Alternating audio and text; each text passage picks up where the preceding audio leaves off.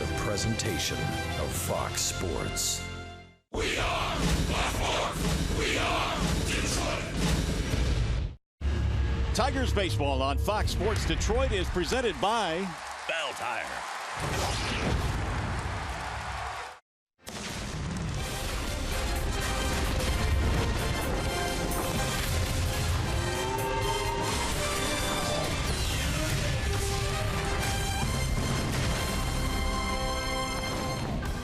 There's a reason why Miguel Cabrera is considered the best hitter in baseball. And last night, he provided another sample. A 4-hit game for Miguel. 44 times in his career now, he's put up 4 hits in a ball game. Cabrera and the rest of the Tigers getting set to do battle here today. Welcome to Target Field. It is Game 3 in this series. The Tigers and the Minnesota Twins. Hi again, everyone, and welcome to Tigers Baseball. Mario and Pebble alongside Craig Monroe. Glad to have you with us here for the third and final game of the series. Bats have been booming in this series without question, Simo. 17 runs in the first 2 games. Look to the middle of the lineup and look what they've done in this series. It's been pretty good. Well, Tigers fans wanted offense. Well, you got it. And it starts with these guys right here in the middle of the lineup. They have been doing major damage, hitting fastballs the opposite way, staying back on breaking balls, driving the ball out of the ballpark. I just love it that these guys, when they get hot, and they're all hot at one time, Mario, they can put up some crooked numbers, and boy, have they put on a show here at Target Field. Yeah, they've all gotten hot at the same time, and that is really one part of the story. The other part has to be the starting pitching, Simo. Sanchez on Tuesday night, really good, and then Boyd last night was pretty good as well, and so when you look at the starting pitching, they're getting it done as well. Well, you love the fact that these guys now are pitching with tremendous confidence and a whole lot of trust, and it did start on Tuesday night with Anibal Sanchez. I thought Sanchez pitching 7 innings, only giving up 3 runs, 2 punch-outs. I thought he was fantastic, Mario. He had that real good fastball command to both sides of the plate. He mixed in a real nice changeup. And then on last night, it was the young fellow, Matt Boyd, 6 innings, gave up 3, made a couple mistakes, but he punched out 7. Well, how did he do it? Aggressive fastballs on the inside part of the plate. He elevated some fastballs, and he was able to use that changeup. And today, it'll be Daniel Norris. He'll have to pick up the slack. He'll have to continue the role that the Tigers starters have been on this series. And you love that he's got that 95-mile-per-hour fastball. He has the ability to go out and shut down this Minnesota Twins offense. All right, now the Tigers have won 7 consecutive games here in Minneapolis. Let's make it 8 today. What do you say? Let's do it. After a short break, we'll send you back to the Call Sam Studios. Check in with Trevor Thompson. How about JD Martinez? He sits safely in 14 straight. Tigers Twins series finale next.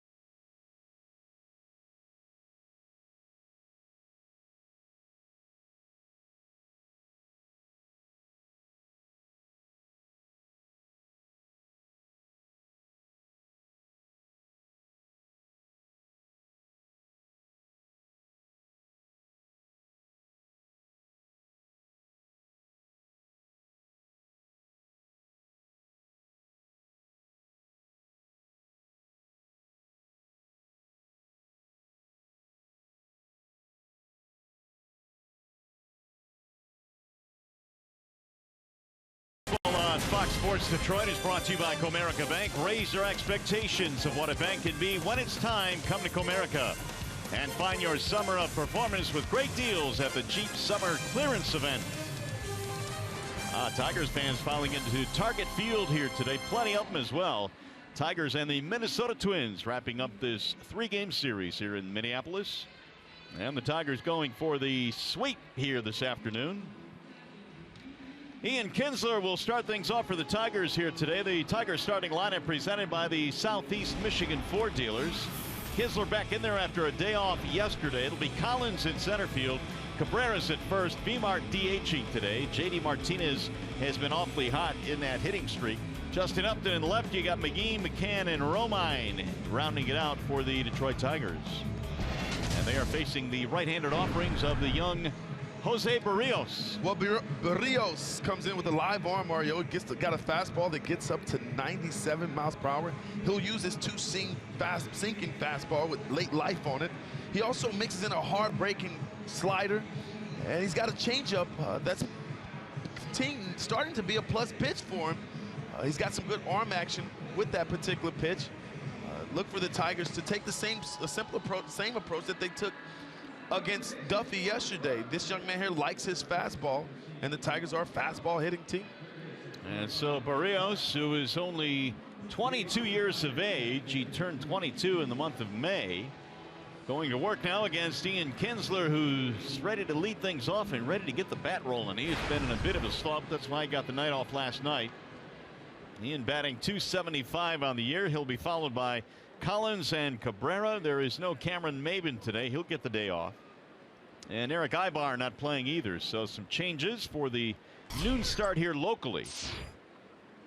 Barrios ready, and here we go. The first pitch of today's game is fouled straight back, 0-1. Kinsler will like to jump you every now and then. He's got 20 homers this year.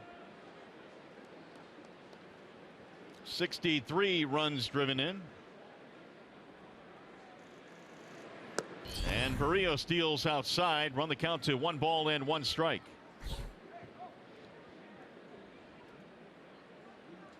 $93 runs scored this year for the Tigers leadoff man, Kinsler.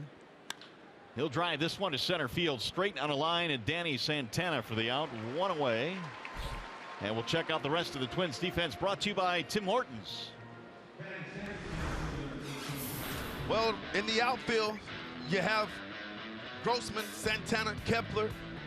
At the corners in the infield, you got Escobar, Plouffe. And then up the middle, you got Polanco and Dozier. And behind the plate, you got Centeno.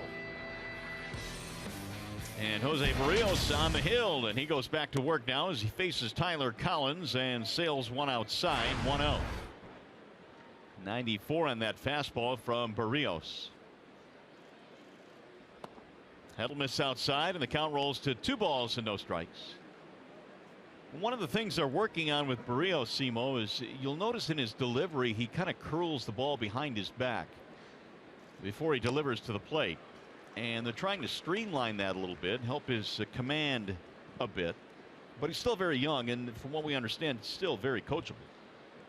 Well, when he does that, though, he hides the baseball and makes it tough for the hitter to pick that baseball up. You didn't like facing guys that had this kind of deception, I guess, so to speak? No, I didn't. It's tough because you don't get a chance to pick the baseball up early out of their hand. They hide it well, and then all of a sudden it jumps on you. And when you have a live fastball like this young man, 95, 96 consistently, one of the things that's been his issue is command of that fastball. And he's got a one-out walk here as Collins reaches. Barrios faced the Tigers back in May, and it wasn't pretty. In fact, he couldn't get out of the first inning. He allowed 8 runs in 2/3 of an inning. And then later that night was sent down to AAA. Well, he'll have to be more efficient. He'll have to throw some more strikes. I think that's one of the things that the Twins are concerned about. Cabrera looks at a ball outside, 1-0. Well, Miggy's had a great series himself. 7 for 10 in the series for Miguel.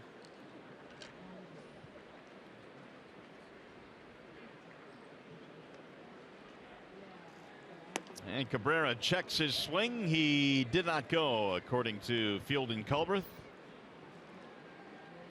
You always know when hitters are locked in at the plate, Mario, because guys' takes are even better. They're very soft on their front foot when it lands. They get to good separation where their front foot's down, hands are back. You know, some guys have even said you can tell how a hitter's going more so by how he takes a pitch than how he's swinging the bat.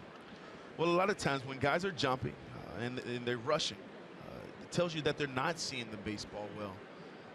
But as we've seen here of late, these guys have seen the ball extremely well. They're picking it up extremely early out of his hand, and that's why they have these damage numbers, hitting the ball out of the ballpark. Missed it inside again with a fastball, and the count on Cabrera now goes 3 balls, 1 strike. So Barrios, true to form here, having trouble with the command of the fastball. A lot of hitters, 3-1 count, which is a hitter's count, would look to pull this baseball, get a pitch middle in that they could hammer and get the bat head out in front. But Miggy's a different hitter. He tries to stake through the baseball. And he'll take his walk. Back-to-back walks here in the first inning. 2 on and 1 out now for the Tigers. That'll bring a visit out to the mound as Centeno goes to the hill.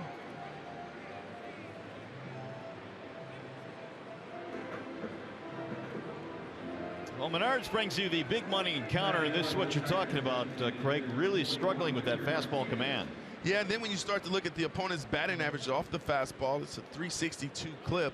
I believe that number is extremely high because the fact that he falls behind in the count, a lot of 2-0, 3-1, those are real good hitters counts. And guys don't miss good fastballs over the heart of the plate that often. Especially the middle of this Tigers lineup. Victor Martinez stands in, 4 for 9 in the series. And Victor looks at a strike called. He put a wrinkle in one there. But a lot of times you'll see pitchers do that. They can't command the fastball, so they'll throw an off-speed pitch, a slider, changeup, just to get a feel. And hoping that they'll get a good feel for that breaking ball, which will allow them to have that same feel for a fastball. The 0-1 pitch is way outside. 1 ball and 1 strike. Well, Martinez has done some of his best work on the road this year. 338 road average, and only Jose Altuve of the Astros has a better mark away from home. Tigers have scored first in the first 2 games in the series. Trying to do it again today. Popped him up. Shallow left field. Charging is Grossman. He's under it. And there are 2 gone. Well, today's field conditions are presented by Ace Hardware and the Scotts Company. How about these numbers, Simo? 72 degrees outside today. Beautiful. It is. It's absolutely beautiful here at Target Field. It was humid the first couple of days in the series, but a gorgeous walk to the ballpark here this morning. And now day baseball here in Minneapolis. JD Martinez with 2 outs. Martinez 4 for 10 in the series, a 14-game hitting streak. And he'll look at a strike. 0-1. Tigers did all their damage last night's contest with 2 outs. They put up a 9 spot against the Twins. Yeah, all of their runs coming with 2 outs, and the Tigers pretty much in command most of that game. They had the big 5-run inning and tacked on some runs late. There's a check swing. Did he go? Yes, he went around, said Fielding Culver. And already a couple of check swings that we've had to have an appeal on. Yeah, it didn't appear on that particular check swing there, Mario, that he did go a little bit too far. But look for JD to make the adjustment. Obviously 0-2. We talk about hitters letting the ball travel, thinking the opposite way. Swing and a miss. He struck him out, and Barrios pitching around 2 walks here in the first inning. His first strikeout of the ball game.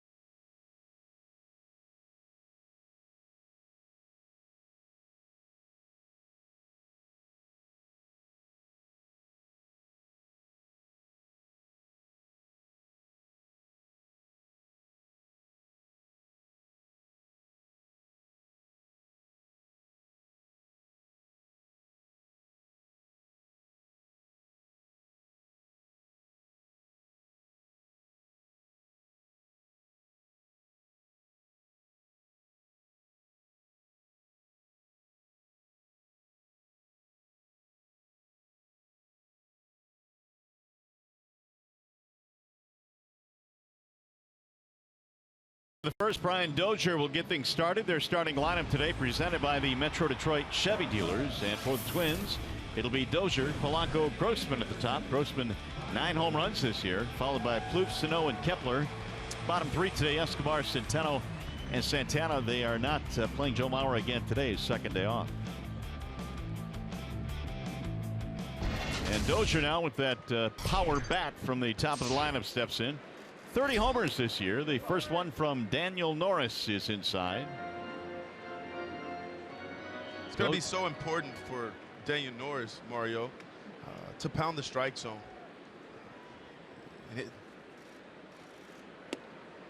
There's a strike called, and Norris presented by Family Heating, Cooling, and Electrical today.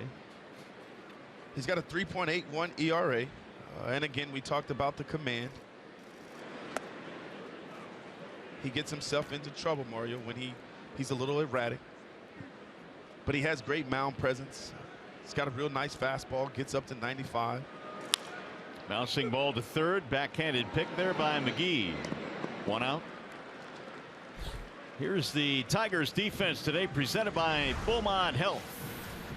Well, take a look here at the Tigers defense. In the outfield, you got Jay Up, Tyler Collins, and also JD Martinez. And then up the middle, you got Romine playing shortstop. KINSLER back in the lineup. And at the corners, you got Casey McGee and Miguel Cabrera. Behind the plate, Captain America, James McCann.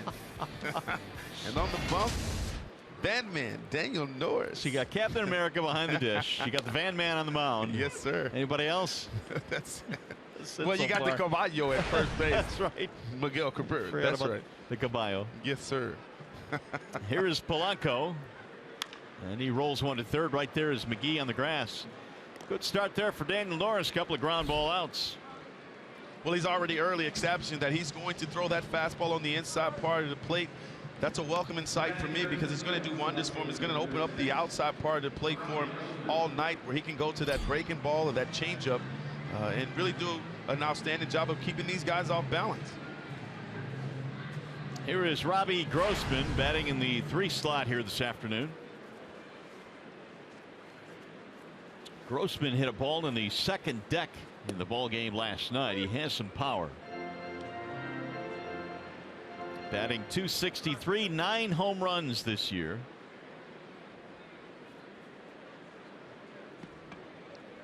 Norris with the 0-1, swing and a miss, 0-2.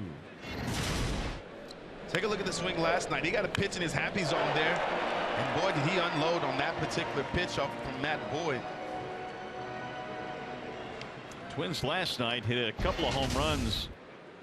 Grossman and Dozier both solo shots. Ooh, that one just missed. 1-2 the count on Grossman. Take a look at this pitch right here, Mario. Ooh, that caught the corner. That'll dive inside. 2 balls and 2 strikes. If you're a hitter, you like that it was called a ball, but if you're a pitcher, you absolutely hate it. You want that pitch because you want to live out there. Obviously, this team is dangerous when you make mistakes over the heart of the plate. Rip back up the middle over the heart of the plate into center field. So Grossman has a 2-out single. Twins have their first hit. Bring up Trevor Plouffe. Norris almost flagged that ball. Well, he's very athletic on the mound. Fills his position well. Not able to make that play. That ball was absolutely drilled up the middle, though. Got a good indication of how good of an athlete Norris was in his very first Tiger start last year in Baltimore. Made a diving play on a bunt. You don't normally see pitchers diving for balls, but he's got that kind of attitude and kind of athletic ability. And they say pitchers are not athletic. That's right. This young man is. 1-0 on Trevor Plouffe. A couple of RBIs last night for Plouffe.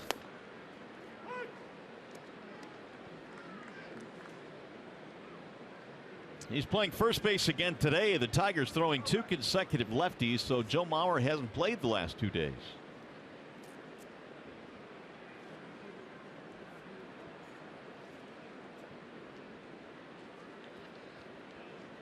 And back to first goes Norris. Grossman, not a whole lot of speed down there at first base. Only one stolen base this year. Tigers trying to win their 8th consecutive game in this ballpark. And they have controlled the season series as well. Line down the left field line and foul. It'll bang up against the wall. 1-2 on Trevor Plouffe. Norris will still have to pay attention to Grossman over there in first base. Obviously, he wants to get into scoring position for Trevor Plouffe because he drives in some runs. One of the things is a base runner there. Against the left-hander, you go first move. So if Grossman's going to steal a base, look for him to go first move.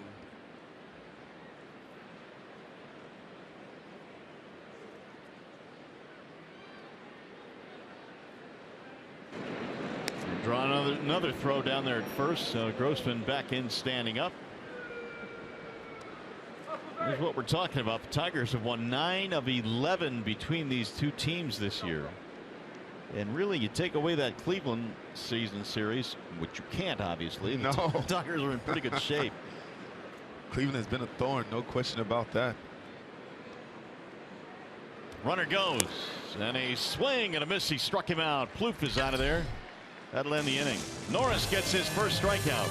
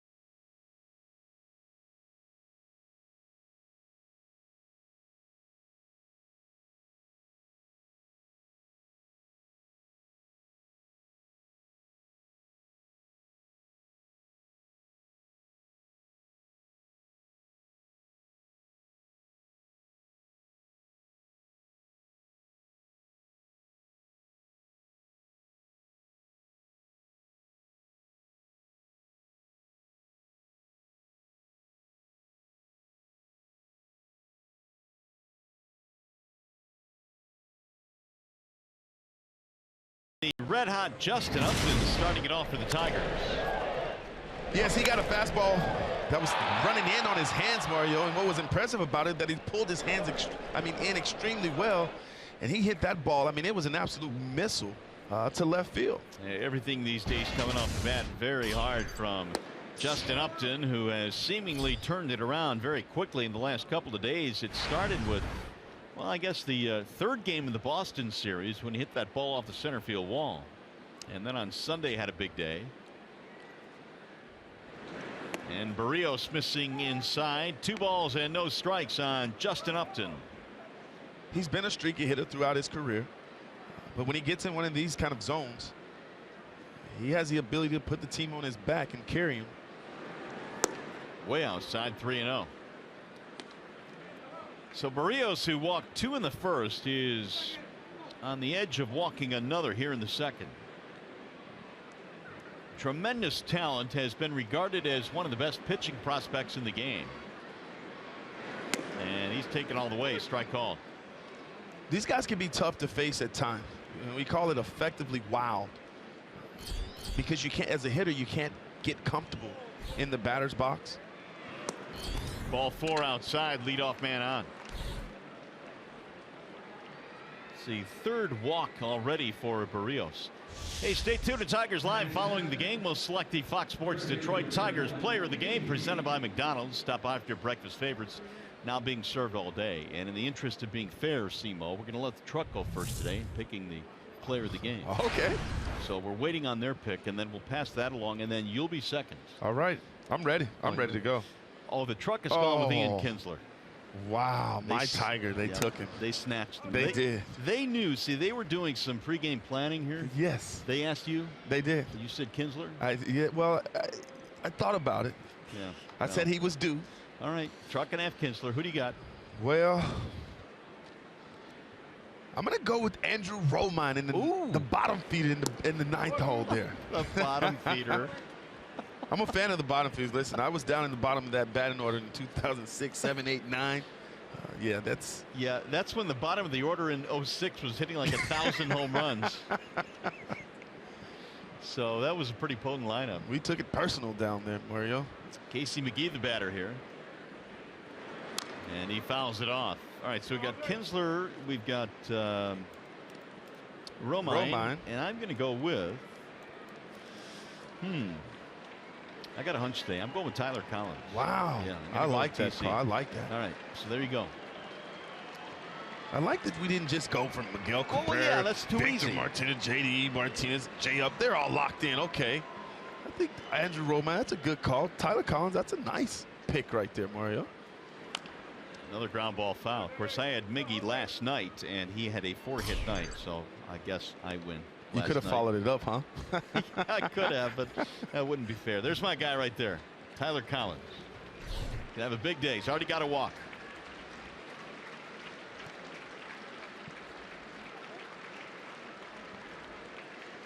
McGee waiting on a 1-2. And Upton draws the throw. Justin does have the ability to steal a base. He has 8 of them this year in 10 tries.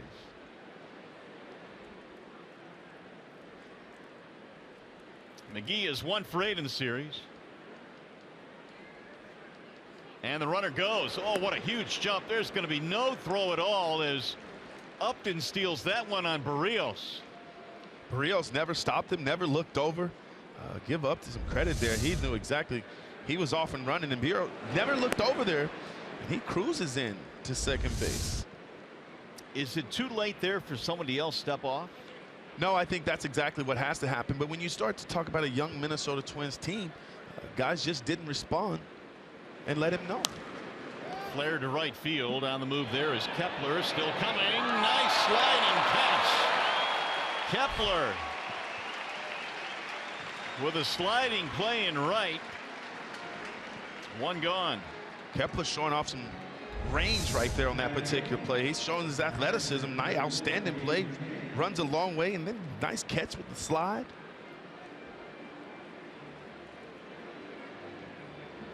Upton unable to move up.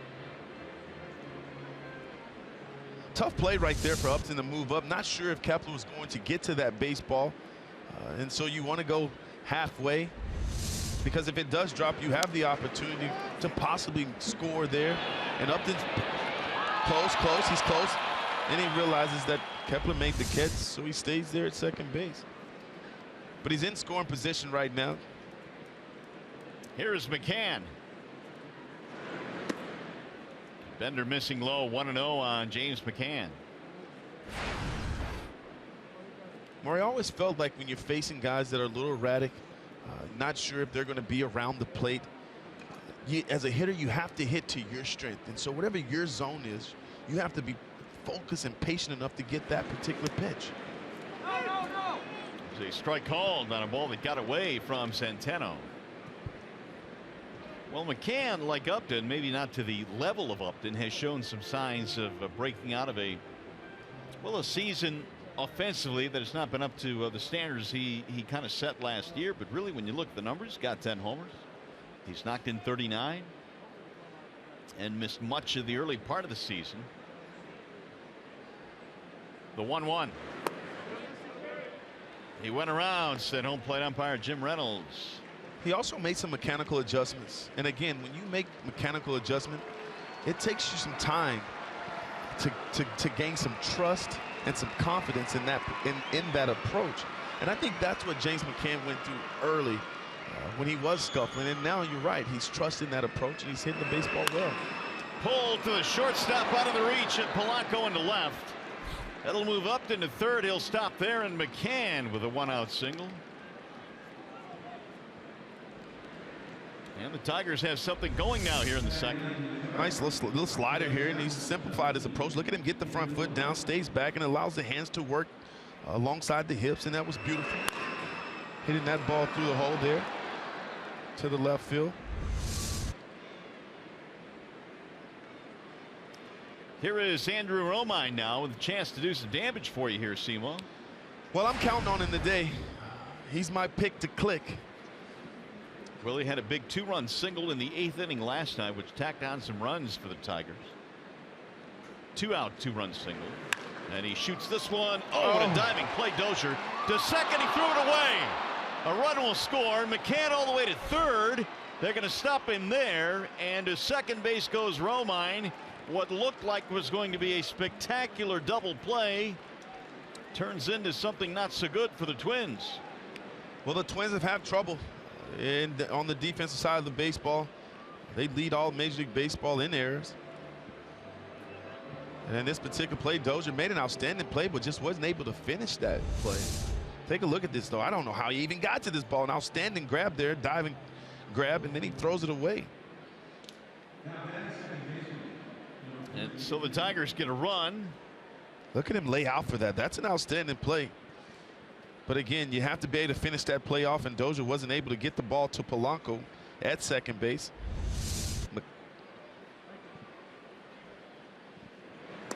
Now the infield in a couple of steps as KINSLER stands in. They ruled it a fielder's choice RBI, and then an E4 as he makes the wild throw. Well, he had trouble getting that ball out of the glove, and you can see it right there. Didn't really get the full grasp of that baseball. KINSLER hammers one toward left center field. That ball is going to get down. It'll go all the way to the warning track. 1 run scores. Here comes Romine rounding third. He will score, and KINSLER with a 2-run double. 3-0 Tigers.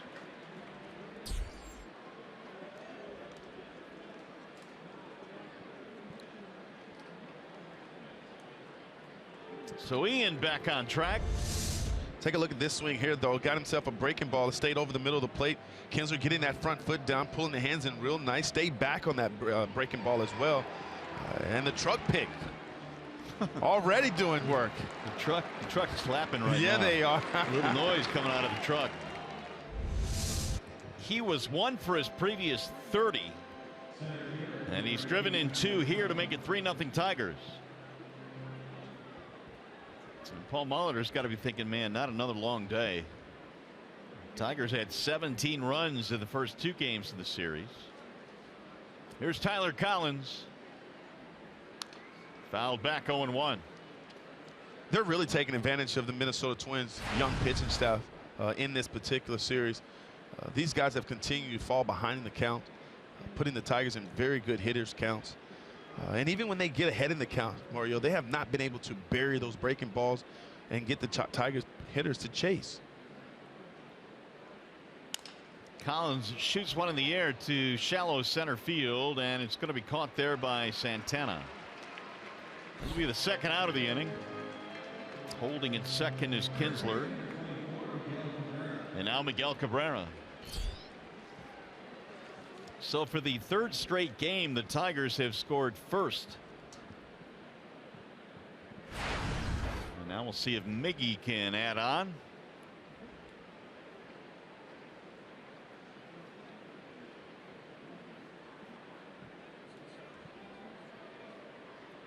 Cabrera walked in the first. 3 walks already for Barrios. There's a ball low and away. Barrios came into this game with a really elevated ERA. He had great career numbers, but that 9.28 ERA coming in was the highest in Twins history through the first 8 major league starts by any player.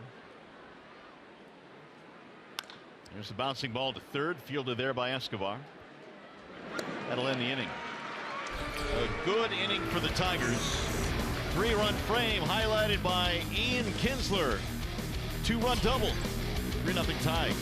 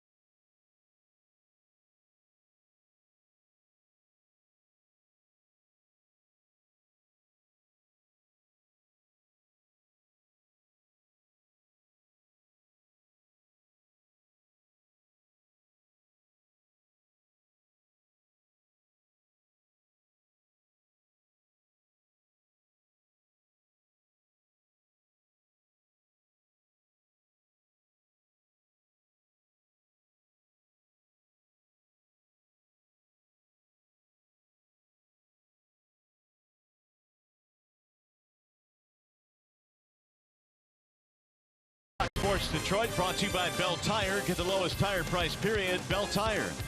And by Chevrolet. More than you expect for less than you imagine. That is the Hennepin Avenue Bridge, which is directly over the Mississippi River. There's a strike called as we go now to the bottom of the second. Miguel Sano leads it off. Sano, Kepler, Escobar. Daniel Norris, a 3-0 lead to work with. Sano is 1 for 7 in the series.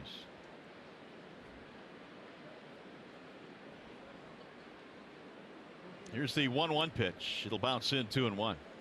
By the way, Simo, I was informed that the studio is upset at us because they were not allowed to pick their player of the game. No. So we're going to get the studio's pick in. They go with Miggy. They went with Miggy. They was, you know, there's no creativity. No, not at all. But that's okay. There's a ball outside. But I get it because he's hot. He's hitting what, well over 360 here. Absolutely. At Target Field. So I get the pick. Oh, it's a strong pick. It's a strong pick. I mean, we could have went Jay up. Sure. I mean, JD Martinez. High towering fly ball, center field playable for Collins. Drifting a bit, 1 gone. That'll bring up Max Kepler. So far so good for Daniel Norris. He surrendered a single in the first, but no damage done. He's pounding the strike zone. I think that's where it starts for Daniel Norris. He's got to be efficient in the strike zone, move the baseball around. We talked about the fastball that gets on you quickly as a hitter. There's a strike call. Kepler at 254, 15 homers.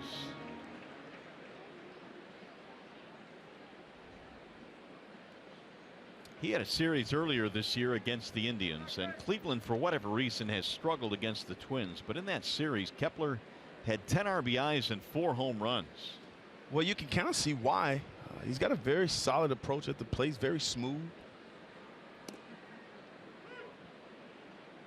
Seems to understand the strike zone. And again, he stays on the baseball. He drives the ball to all fields.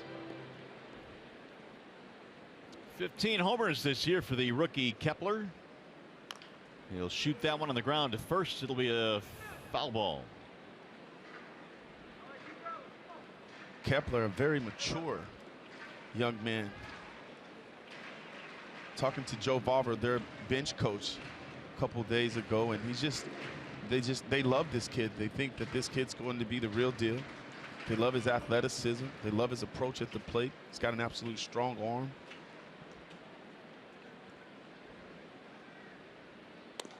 checked it, and he did not go, says C.B. Buckner. Every time you say that name, I just can't help but chuckle a little bit. Now, why do you laugh? Well, because it's just, I've been bitten by that bug a whole bunch of times. He's a lightning rod. Yeah. Full count now, 3-2. Kepler, there's CB.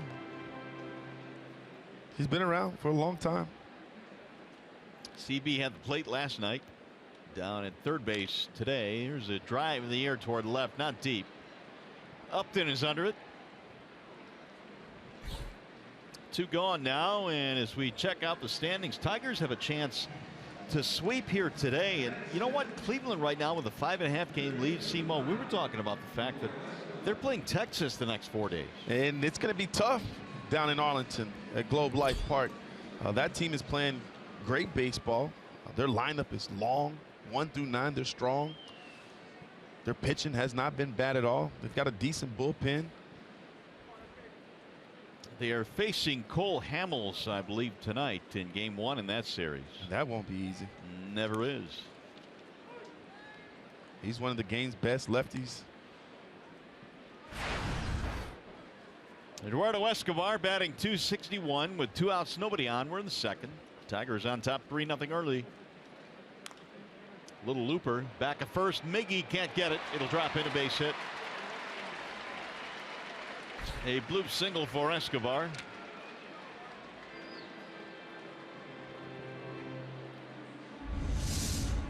Yeah, take a look at this play here, though. Miggy, the big fella, getting on his horse, and then just off the end of the glove, not able to make the play. Second hit of the ball game for Minnesota. That'll bring up Juan Centeno.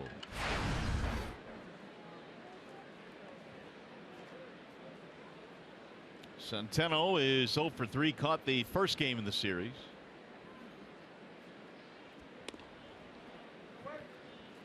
Centeno's a contact guy with Escobar at first base. Look for him to possibly try to steal a bag here. And again, we talked about when the base runner gets on base, and especially facing a lefty, in order to steal that base, you try to go first move. And you want to get an aggressive lead.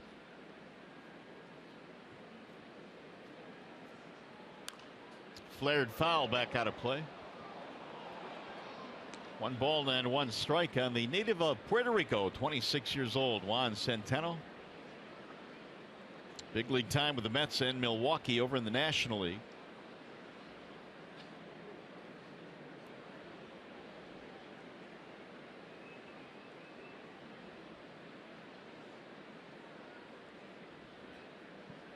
Throw back, and Escobar back in there. Twins came into this game having lost 6 consecutive ball games. They have 77 losses on the year now, so they are already thinking about next year and trying to finish up as strong as they can, but still a relatively youthful lineup. Another toss. And if you're Paul Molitor, it's a little bit disappointing, Simo, when you consider they were 83 and 79 last year and seemingly were making strides to getting back to being a playoff contender. Well, I truly believe they're missing the leadership of Torrey Hunter.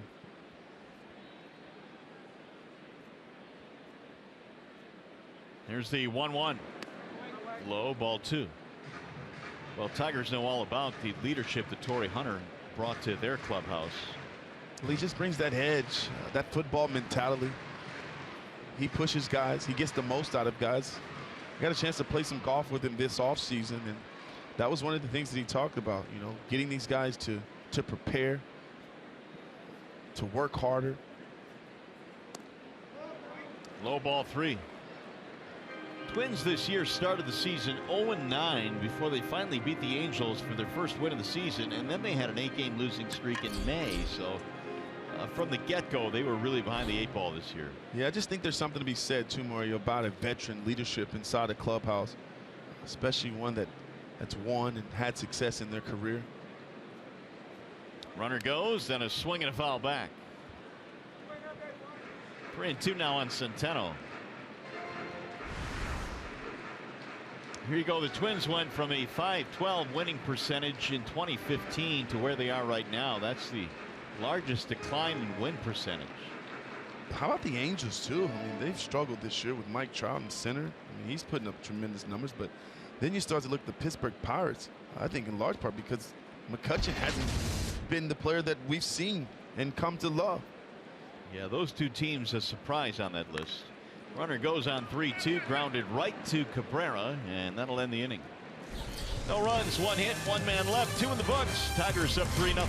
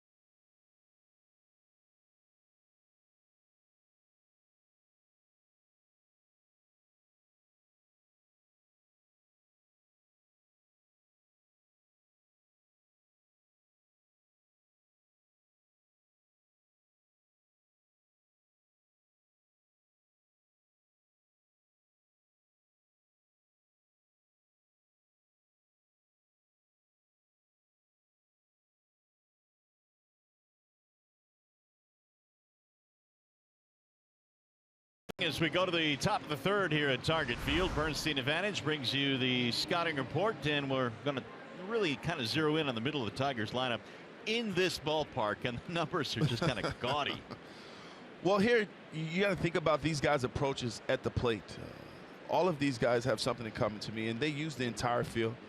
They are gap to gap with tremendous pop. There's a strike called on Victor Martinez. And this ballpark, Mario, allows you to get rewarded. Again, they hit at spacious Comerica Park on a consistent basis, and it's 420 dead center. Victor shoots one right up the middle and into center field. He beat the shift. They weren't quite where they needed to be. The second baseman Dozier couldn't get to it, and a leadoff single. And being here over the last 3 days, well, yeah, watching the guys take batting practice and all that good stuff. The ball's just flying, and he gets through the infield extremely fast. And this is D-Mart beating the shift right here with a nice line drive, ground ball hard up the middle. Here is J.D. Martinez, who struck out in the first. Tigers have their third hit of the game as J.D. looks at ball one.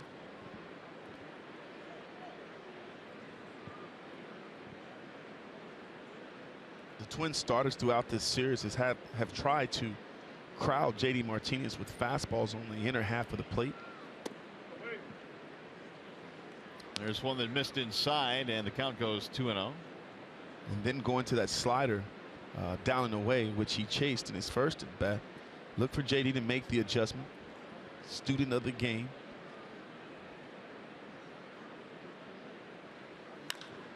High fly ball, shallow right center field. It's going to be the center fielder Santana. One out. That'll bring up Upton. Justin a walk, and eventually stole a base and scored a run in the second. Hitting with supreme confidence these days. Yes, he is. And his numbers are starting to elevate because of that. He is 11 for 21 career right here at Target Field. And if you notice, Tiger fans, they've staying away from Upton today because he's absolutely hammered balls on the inside part of the plate the last few days. And they stay away again, 2-0.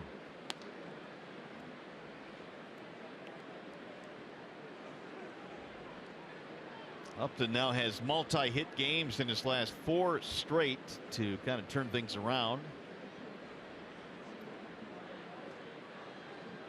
The 2-0. He'll take a swing and roll it slowly toward the shortstop. He'll get the out at first base. Upton is gone 6-3. Advance Martinez to second. They might have had a shot there at getting Victor at second base, don't you think? I think they did have a shot. Jorge Polanco, not knowing who, he didn't know who was running. You got to know who's on the bases, and right here he had an opportunity. Comes in on the ball extremely well, though. Cradles it and has an opportunity there to maybe get Victor, but I'm glad he didn't. Gives Casey McGee an opportunity to drive in a big 2-out run. Cash it in, Casey. He flied out to right field his first time up.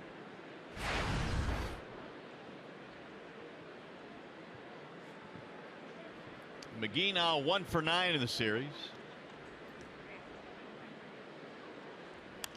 And foul back out of play.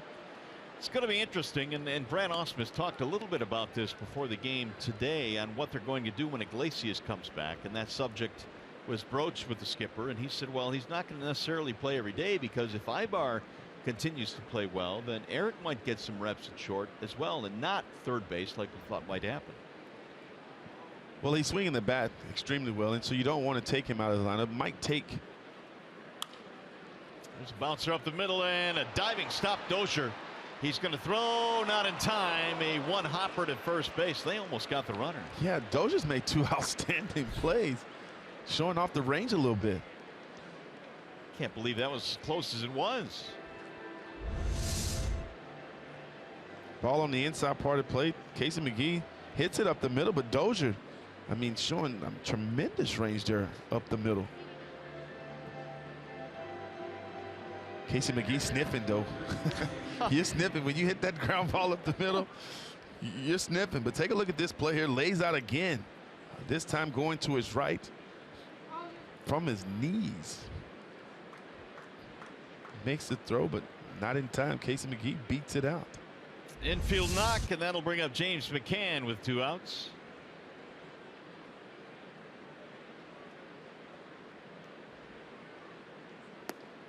Ball 1 to McCann. Single scored a run in the Tigers' third, which right now remains the difference in this game. McCann no longer has that high leg kick. He simply puts the front foot down, gets his hands back, which allows him to pick up the ball early and make better decisions. You know, one of the best I think that I've seen this year at that style of hitting is Ian Kinsler, just getting that foot down really quiet and then just attacking the baseball. He started that in his days with Rudy Jaramillo, who was the hitting instructor in the Rangers organization early in his career. Missed outside, 2-1. And also, if you get a chance, you watch Nelson Cruz. He's from that school of Rudy Jaramillo as well. And these guys punt that front foot down with their hands back. And again, it just allows you to have a short, compact swing. You see the baseball extremely well. You give yourself more time.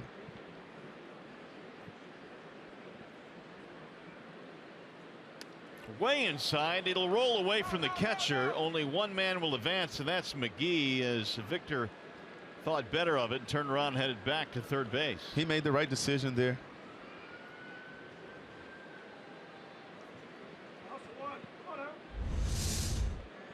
Victor not fast enough to make it home on this particular pass ball. A wild pitch. Pass ball, they ruled it. And that's where the lack of speed hurt the Tigers there. Martinez did not go on normally a ball that would have scored a runner from third. 3-1. Full count now on James McCann. That's a good 3-1 hack right there, guys.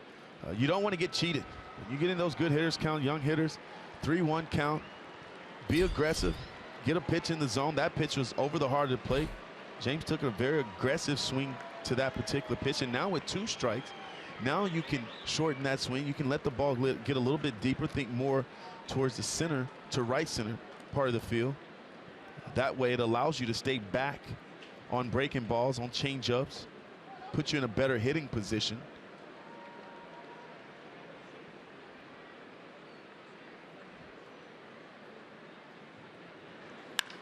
Driven to center field. Santana's on the move, still going back. He looks up, and James McCann has hit it off the top of the wall and out. Wow, McCann with some major power to right center, and the Tigers get 3 more. McCann flexing his muscles. Big fly to dead center.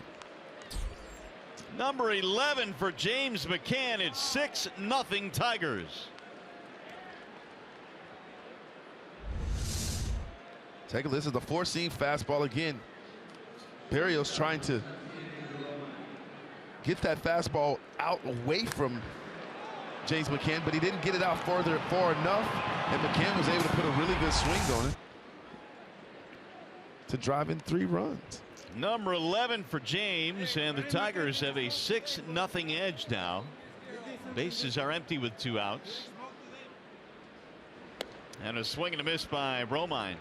But I take you back to the 3-1 count. He took a very aggressive swing there, and that's what you're supposed to do. Be aggressive in your zone, try to get the bat head out. He fouled it off, and then he said, all right, I got to let this ball travel a little bit deeper. And he did, and he hits a bomb to dead center field. Yeah, 427 for James McCann on that homer. ROMINE pops it up, shallow left. And look out, there's a collision between Grossman and Polanco. And Polanco is down and hurt. They'll hold on to the baseball for the final out. But the shortstop Polanco is on the ground. That's why it's so important to communicate. The outfielder there has to be screaming, yelling, I got it, I got it, I got it. And I know it's loud, it gets loud out there, but you got to keep saying it. You got to keep saying it until the infielder hears you. Well, Polanco is going to be okay. He gets to his feet. They record the final out. I mean, take a look at it right here. You got to be saying, I got it, I got it, I got it. And they were bad communication there as far as I'm concerned. And that was actually Grossman that caught the ball. The big blow, though, off the bat of James McCann. Home run to center field, and the Tigers lead 6-0.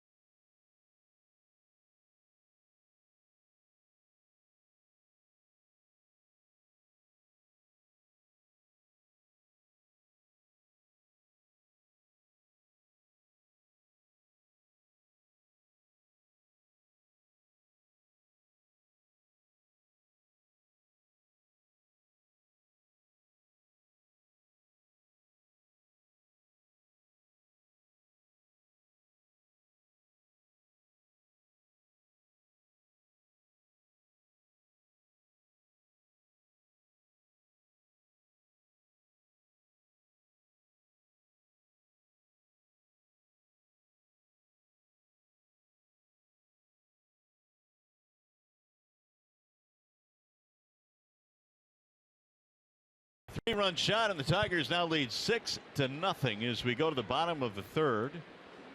And Daniel Norris now with a nice comfy lead to work with as he goes to work, facing number 9 hitter Danny Santana. Santana, Dozier, Polanco in the third for the Twins. Santana fouls it back out of play, and the count quickly 0-2. And now with the big league, Norris has the ability to just relax a little bit and stay focused, because it's going to be important for him to stay focused, pound the strike zone, even though he has this big lead. Missing high, 1 ball and 2 strikes. Santana playing center field in the ball game today. We mentioned the youngster Byron Buxton is back down in the minor leagues, one of their top prospects. That'll miss inside. And really, when you look at a couple of the guys, they were, I think, expecting Buxton to get to the big leagues this year and perform, Barrios to get to the big leagues and perform, but those two guys, who are a huge part of their future, have struggled at least early in their major league careers. Well, it's one of the reasons why this team has lost as many games as it lost. The guys that they betted on to be consistent and to develop at the major league level, it just hasn't happened for them. Well, you can even throw Sano in there. There's a ground ball to second base, gobbled up by KINSLER. 1 away. We check in now with John Keating. Mario, you know this, and if you're an avid viewer of Fox Sports Detroit, you know it as well.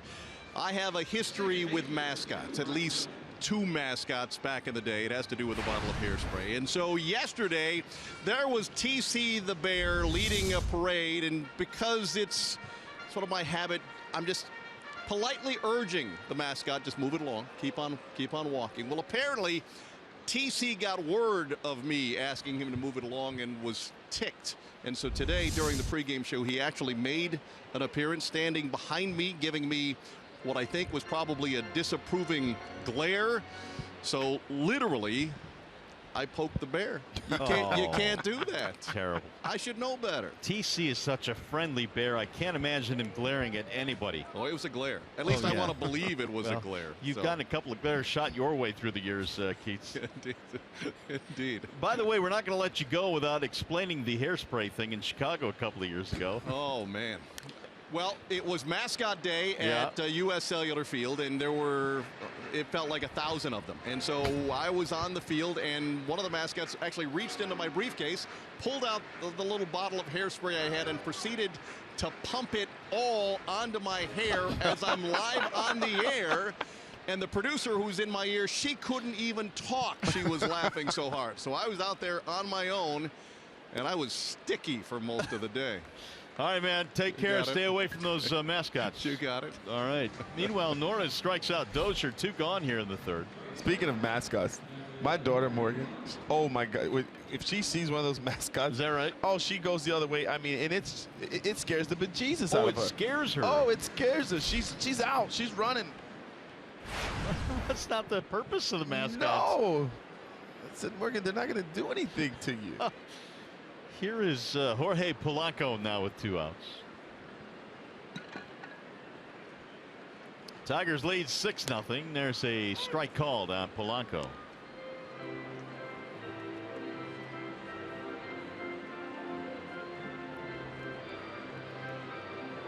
Polanco a bounce out of the first.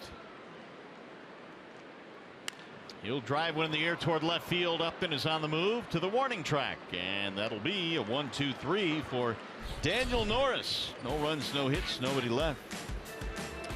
John Keating getting the stare down from the friendly bear here in Minneapolis.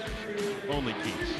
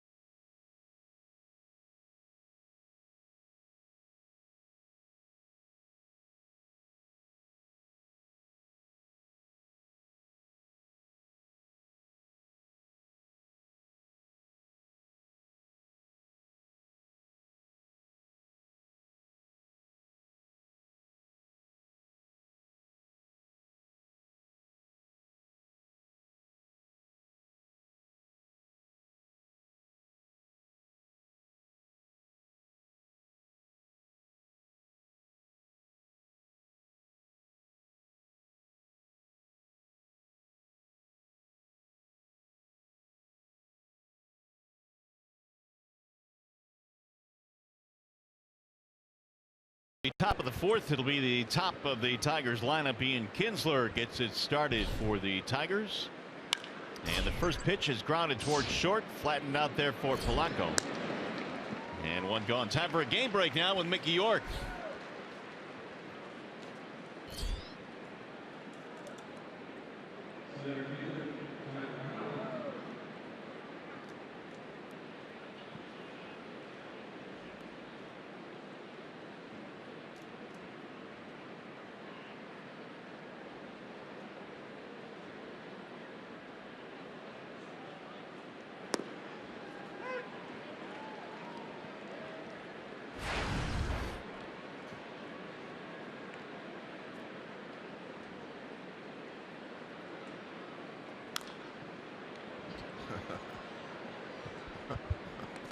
Yeah, we don't like to do it, but we have to do it right now because we're going to lean on Texas. Oh, absolutely. I'm with Miguel. I've got my pom-poms, and Tiger fans, let's all get our pom-poms and let's root for the Rangers against the Cleveland Indians.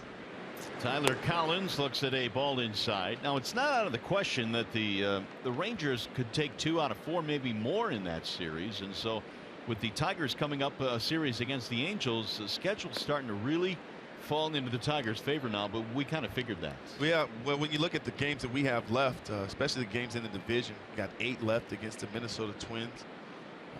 We're playing some teams that are under 500, not playing good baseball. Can we get a do-over with Cleveland, though? They won't let us have a do-over. Well, there's no do-overs. No. There's no do-overs. But you see there are still 7 left against the Tribe and plenty of time to do some damage against Cleveland. Angels, Baltimore, Atlanta, the other teams outside of the division. Collins, a walk and a fly ball. He is 0 for 1. This is a fun time of the year as a player. Every game counts. Every game is a meaningful game. The focus change. Outside, and the count fills now 3-2. And I love the fact right now that the guys, as we talked about earlier in the broadcast, the middle of our lineup, guys clicking on all cylinders at the same time. And there's another walk for Collins. It'll be his second of the game. Hey, this Saturday, the Tigers take on the Angels at 7:10 p.m. It's the District Detroit night. Experience the new world-class sports and entertainment destination. The first 10,000 fans receive a Detroit Tigers and the District Detroit cap. For tickets, go to tigers.com. District Detroit taking shape very quickly. Here is Cabrera. Ball 1 to Miggy. You know, Craig, you talked about this being the time of the year where players really have to focus now because playoff spots are up for grabs. Yes. Back in that 06 season when you guys went to the World Series, I remember Leland saying all the time, look, we're going to lose some games down the stretch. Let's not freak out about this. Let's kind of enjoy the ride. Well, you have to. And that's one of the things, though, we kind of did. We did start to freak out a little bit because we were winning some games, and all of, you know, from 03 losing 119, and then 2006 all of a sudden we find ourselves in a playoff race. We go, the young fellas, we start to feel the pressure a little bit, like, oh my, we're in the playoffs, we got a chance here. Yeah. And we started to panic a little bit, and down the stretch we struggled, but through and through we were able to weather the storm, so to speak, and get ourselves in the playoffs. And it was a great lesson. You can win the wild card and go to the World Series. Yes. 2 outs now, and here is Victor Martinez.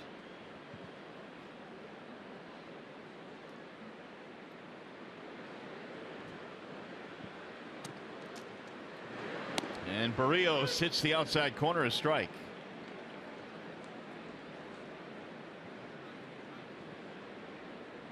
Barrios has walked 4 batters in this game. So far, only 1 has come around to score. Yanked foul back to the seats. 0-2. What do you got on the ratio here for Barrios? Well, not good. Let's just say that it's not good at all. And again, for a starting pitcher, you have the ability to make your fastball, if you're able to command it in all 4 quadrants of the strike zone, 4 different pitches. And when you're not able to do that, you put the hitter at an advantage. That'll dive low. 1 ball, 2 strikes on Martinez. Well, the Tigers 6 runs on 5 hits this afternoon. They got 3 in the second, big 2-run double by KINSLER, and then 3 in the third, the 3-run shot from McCann.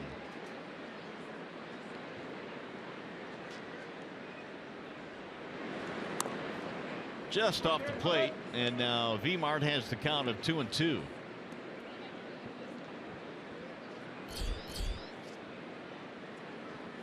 J.D. Martinez on deck.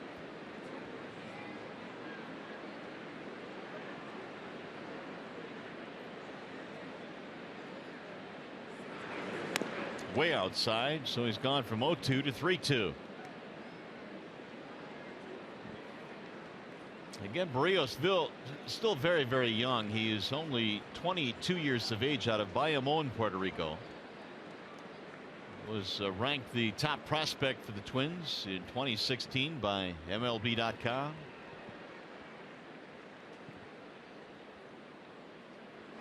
Runner going, and it's fouled back out of play. Well, you see why he's ranked high. I mean, he's got a live arm. He's got a good fastball. But again, command has been an issue. He takes advantage of aggressive offense to where they're chasing pitches out of the strike zone. And the Tigers are having none of that in this particular series. They've done an outstanding job, Mario, of being patient, getting good pitches to hit. Well, he's got really not a whole lot more to prove in the minor leagues. 21 games over 500 in the minors and a 2.88 ERA. Again, the 3-2 with the runner going. Ball 4. It's another walk for Barrios. That'll be his 5th of the game. And that, in a nutshell, right there, the season for Barrios. He had V-Mart 0-2, and he ends up walking him. That'll bring up J.D. Martinez now. That's the biggest jump, though, for a pitcher and a hitter from the minor leagues to the big leagues. A lot of guys have a lot of success in the minor leagues, but until you start to have success at the big leagues, you don't fully believe that you're capable and able to be a productive player here at the major league level. Well, he got all the platitudes and all the accolades. I mean, he's been recognized as having the best curve, change, and control in the Twins system, and all of a sudden you get to the major leagues and sometimes those things will disappear. There's a soft roller towards second base. Dozier, and JD is out to end the inning, so nothing comes of the pair of walks for the Tigers.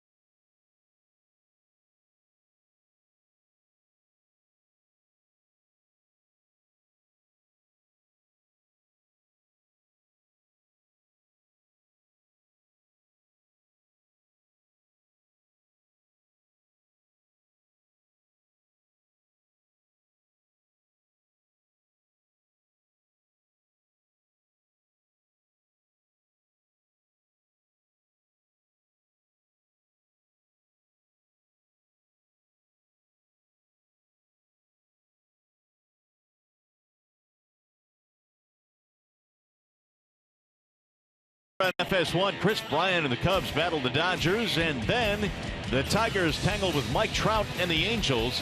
Action begins Saturday at 3 p.m. Eastern on FS1, or watch it live on Fox Sports Go. Back to work goes Daniel Norris. He leads 6-0 as we go to the bottom of the fourth. Robbie Grossman leads it off for the Twins. It'll be Grossman, PLOUFFE, and Sano. Bouncing ball to third, scooped up there by McGee. One out.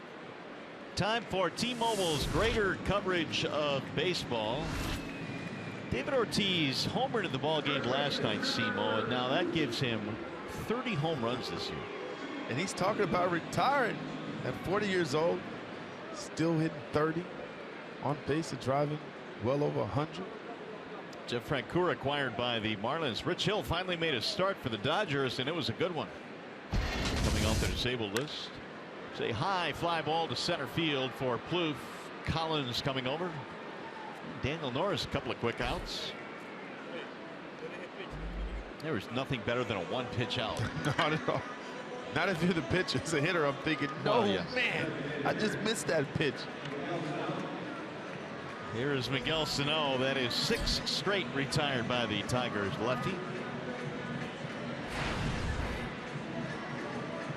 Sano fly to center field in the second. Last night he snapped an 0 for 24 slump with a single. Taking all the way, and it's a strike, 0-1. Well, you see that a lot, especially when the guys swing at the first couple pitches. You don't want to allow the pitcher to get out of an inning only throwing 4 pitches.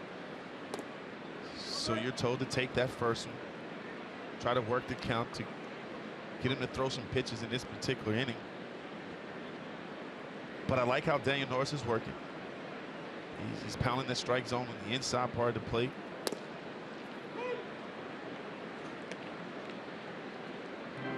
1-2 on Sano. 20 homers this year, but a low batting average. Swing and a miss. Daniel Norris cruising through the fourth. A 1-2-3 inning. He's retired 7 straight. Coming up, Jay up. He'll get things started in the 5th for the Tigers.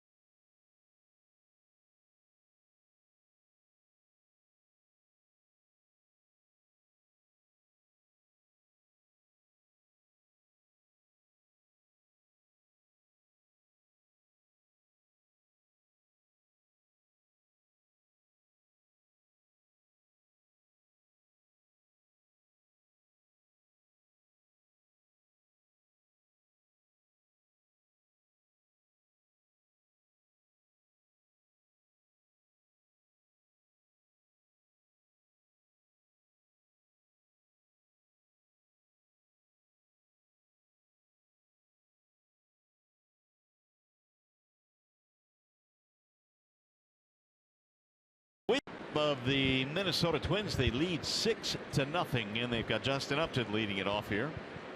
It'll be Upton, McGee, McCann facing Jose Barrios, who's had a bumpy 4 innings so far. There's a swing and a miss by Jay up 0-1.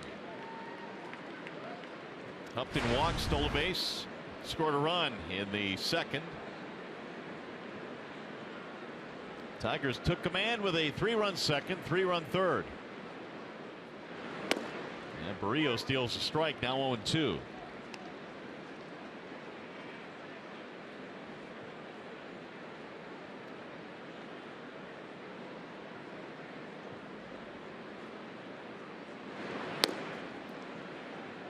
One and two on Upton. Barrios in that first start against the Tigers early in the season at Comerica. We mentioned he lasted just 2/3 and then was sent down in the minor leagues. He walked 4 batters in the first inning. And he got him strike 3. He caught Upton looking, 1 gone. A September 10th, a Star Wars night when the Tigers battle the Orioles at 7:10 p.m. Special ticket offers include a Tiger Star Wars cap and a donation to Stand Up to Cancer. Available exclusively at tigers.com/Star Wars. Make your plans to be there with the Orioles in town. Big swing there by Casey McGee. Infield hit for McGee in the third. He has scored a run.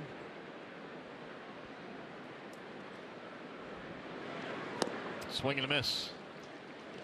Barrios don't have real good fastball command, Mario, but today he seems to have a good feel for that breaking ball, and he's thrown some real good sliders. Oh, we got him looking, strike 3. He's got a real good feel for that particular pitch. And again, you can see why the Twins are high on this young man. Look at the bite. Freezes McGee right there. It's well located. Third strikeout of the game for Barrios, and 2 of them coming here in the 5th. Here is McCann. Almost 300 in his last 20 games, and James 18 RBIs in that stretch. So there you go. That's how he has turned things around. And you might remember McCann hit his first major league home run in this ballpark last year. It was an inside the Parker, which doesn't happen very often. I was just thinking that. I'm like, can't believe he got it inside the Parker. Especially for a catcher. But he runs well. He runs well for a catcher. That he does. And he was running that day. Yes, he was. From home to home. I was running. Here's the 1-1 pitch. Just a little gump there. Yeah. 1 and 2. It's pretty good, actually. Oh, that's one of my favorite movies. I watch it all the time. I was running. I was. James also a single to go with his homer, and he drives one to the gap in left center. It's going to be a 3-hit day. That'll go all the way to the wall. McCann is on his way to second, and James pulls in with a double. That's a real nice piece of hitting, too, by James McCann. Again, we saw him hit the fastball away on a 4-seamer to dead center field for a home run. But this slider here, he stays back, keeps his hands back, stays down on the baseball. Take a look at the slider.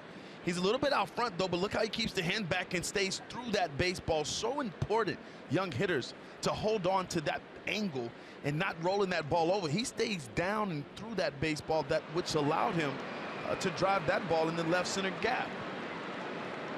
And there's the speed we're talking about. There it is. Picking him up, putting him down. Yeah, he is. He is a triple short of the cycle. Miggy last night was a triple short of the cycle and hit a ball to the gap in right center field.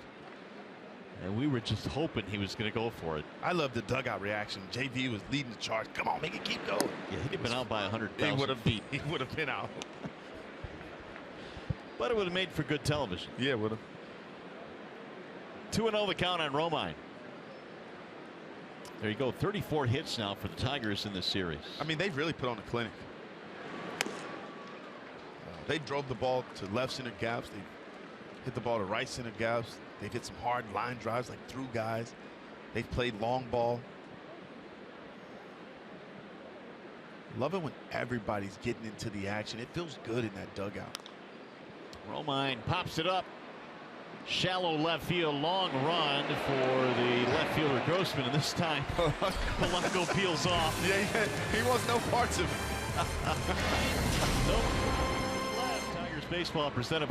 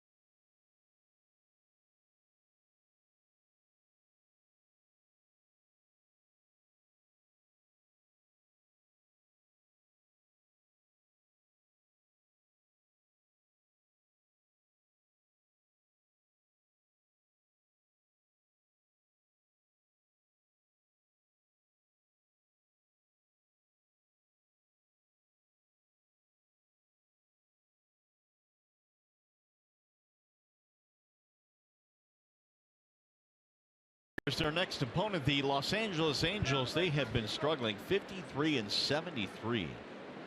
And in 5th in the West, Pujols and Trout, well, they're still performing. The probables, Nolasco, Chacin, and Skaggs to face the Tigers in that series. Norris goes back to work, and he looks at takes a ball outside. That is Kepler up there. Tiger fans get a chance to see two of the game's best. And Albert Pujols, who I believe the best player all around playing the game, Mike Trout.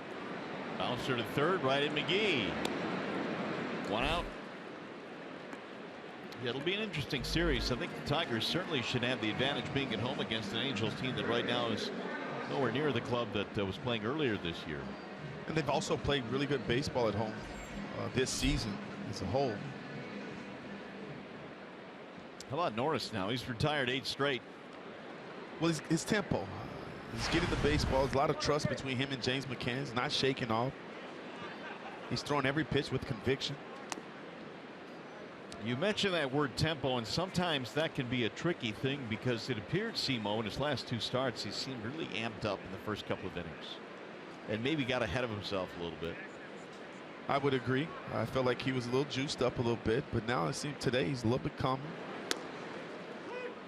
And if you notice, the quality of his pitches are down. He's keeping it down south of the knees. He's using both sides of the plate. Little bouncer to the second baseman, KINSLER.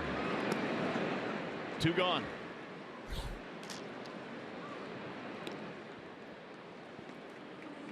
Well, we told you who the Angels are throwing in that series. The Tigers, meanwhile, will counter with Verlander, Fulmer, and Sanchez. Pretty good. All of these guys pitching extremely well right now. I like the matchups. The offense clicking. Should be a good series at home. 2 outs now for Centeno. Strike 1 on the Twins catcher. Centeno hooked one on the ground to the first baseman his first time up. He's 0 for 1.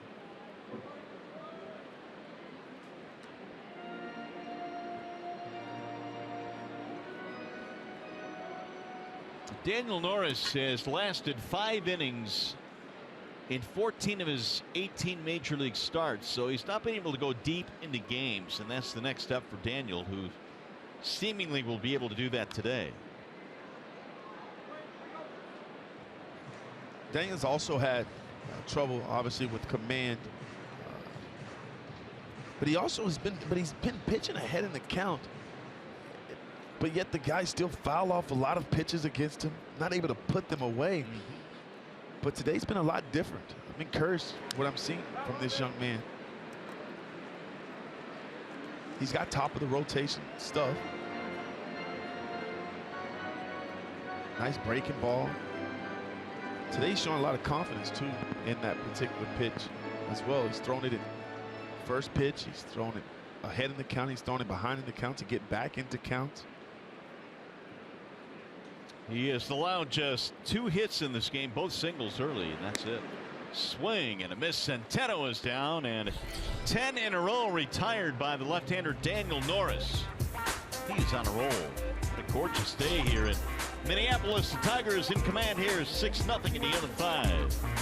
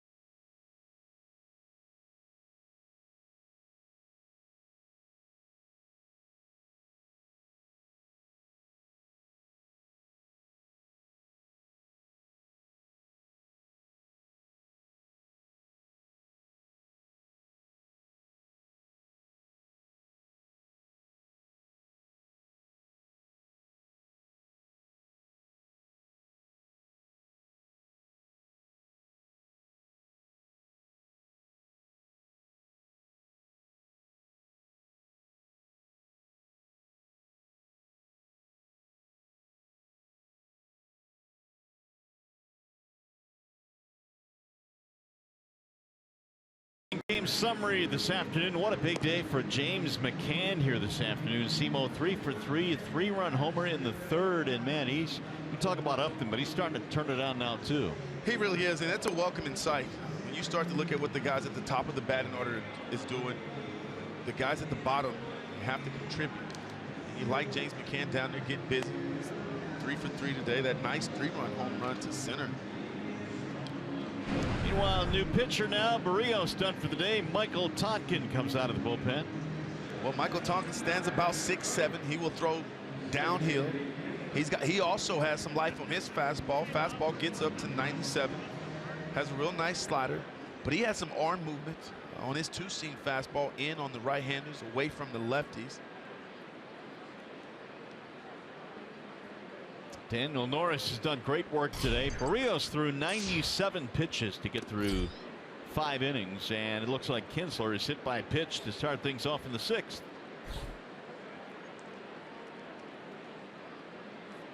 Leadoff man on for the Tigers. Now that's that two-seam fastball that I was talking about with that arm side movement, and it's in on KINSLER. A little bit too far in. He gets it. Sprays him a little bit. Here's Tyler Collins. Collins with a couple of walks in this game. He's also fly to center. Little low, 1-0.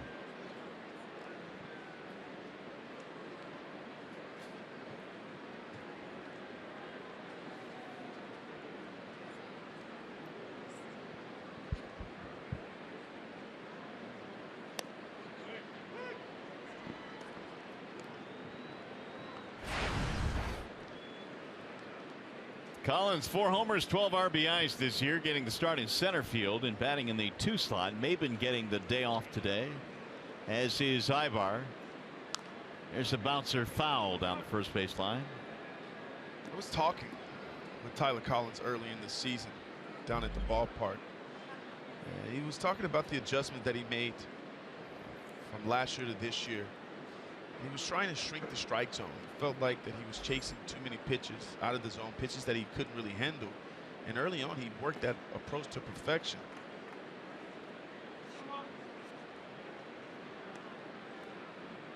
Well, Collins has some power. He has shown that this year. Had that big pinch hit home run in Chicago. There's Cabrera waiting on deck.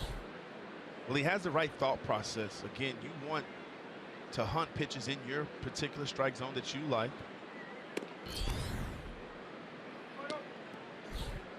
Three and 2 now as Tonkin falls behind.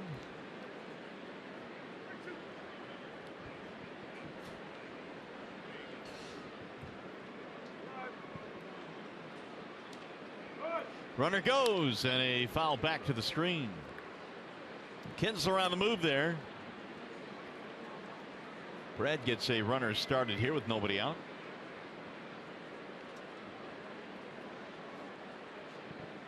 Tonkin right now is 5th in the American League in innings pitched among relievers, so they've leaned on him quite a bit this year.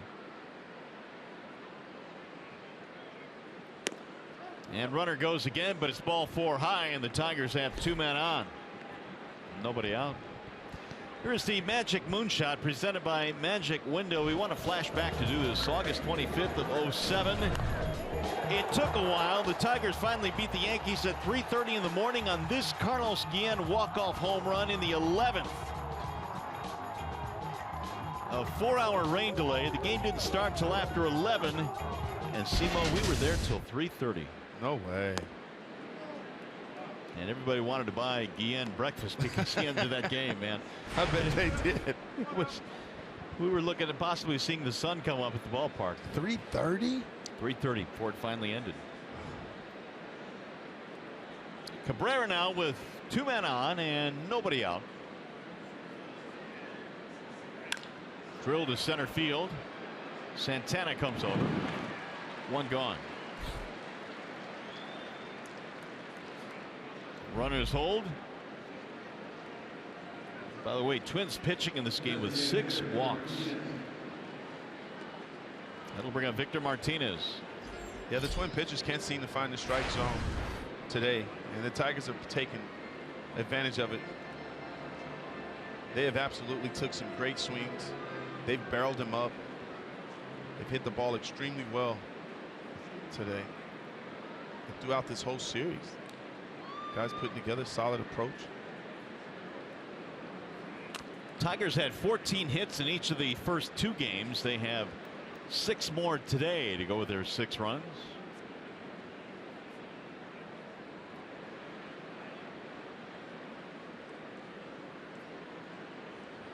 Victor, a walk and a single plus a run scored.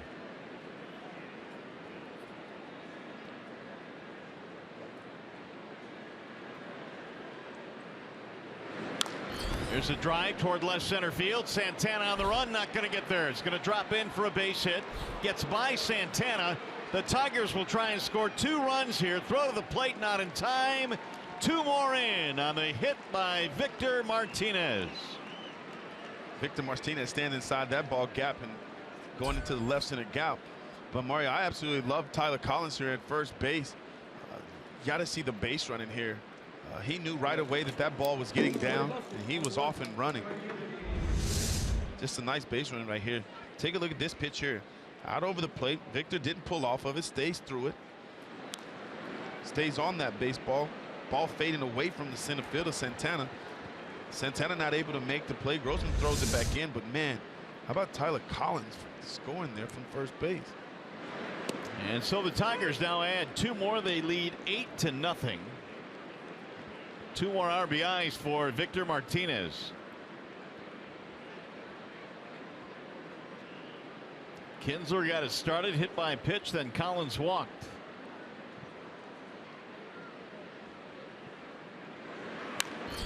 Fouled back out of play.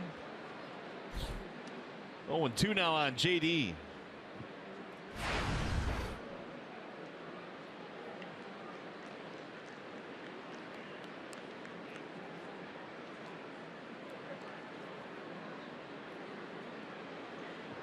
It's 4 straight games now. The Tigers have scored at least 8 runs.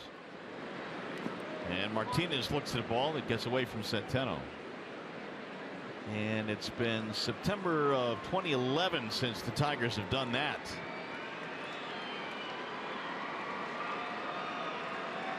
One and two.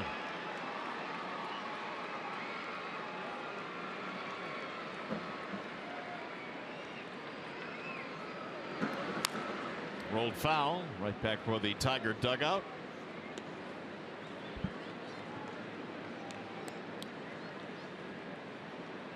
Tigers trying to win their 4th consecutive game, and they have gotten it done with men in scoring position. 5 for 14 today. They've simply just taken what the pitcher gives them. And we've watched it time and time again, Mario. When the fastballs are away from them, the guys are staying on it and hitting it the opposite way. They're keeping their hands back on the breaking balls, change ups, giving themselves a chance by going chopping in the left center gap. Meanwhile, Norris has done the rest. He has pitched with a lead all day long, and that lead has ballooned to 8-0. In the air to right, Kepler coming over. That'll be the 2nd out of the inning. Martinez holding. Tigers fans, this Sunday, August 28th, is Gloves for Kids Equipment Collection Day at Comerica Park. Please donate your new or gently used baseball or softball equipment to benefit youth leagues in Michigan. Donations can be made at Gate A near the D Shop from 11 a.m. till the end of the 2nd inning. First 200 fans to donate receive a free gift. For more information, please visit tigers.com. Now Justin Upton.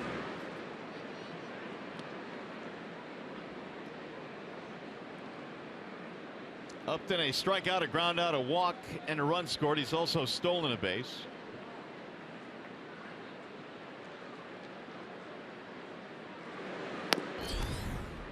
Two and 0. I like this count for Upton here. 2-0. Again, Tompkins trying to stay away from him. Upton looking for a ball for sure, middle in, that he can get the bat head out to.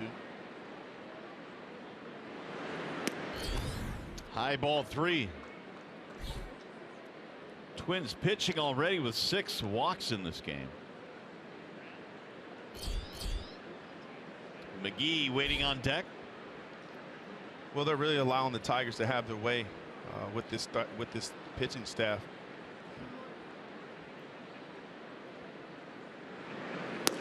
And there's the strike as Justin was taken all the way there. 3-1. You love these kind of days as a hitter where the pitcher can't find the strike zone. You're up in the count every single at bat. Not only Upton, but everybody's been up in the count, getting good fastballs to hit. And really, it's been that way all day long. I mean, Barrios started the game by walking 2 guys in the first inning. Well, and there's the crooked number on the board, and that's the reason why. These guys haven't put any pressure on the Tigers. Not a lot of 2-strike counts. High pop-up, shallow right field. Dozier back, and coming in is the center fielder Santana. That'll end the inning. Tigers grab a couple of more runs. Vimar drives in 2. It's 8-0 Tigers.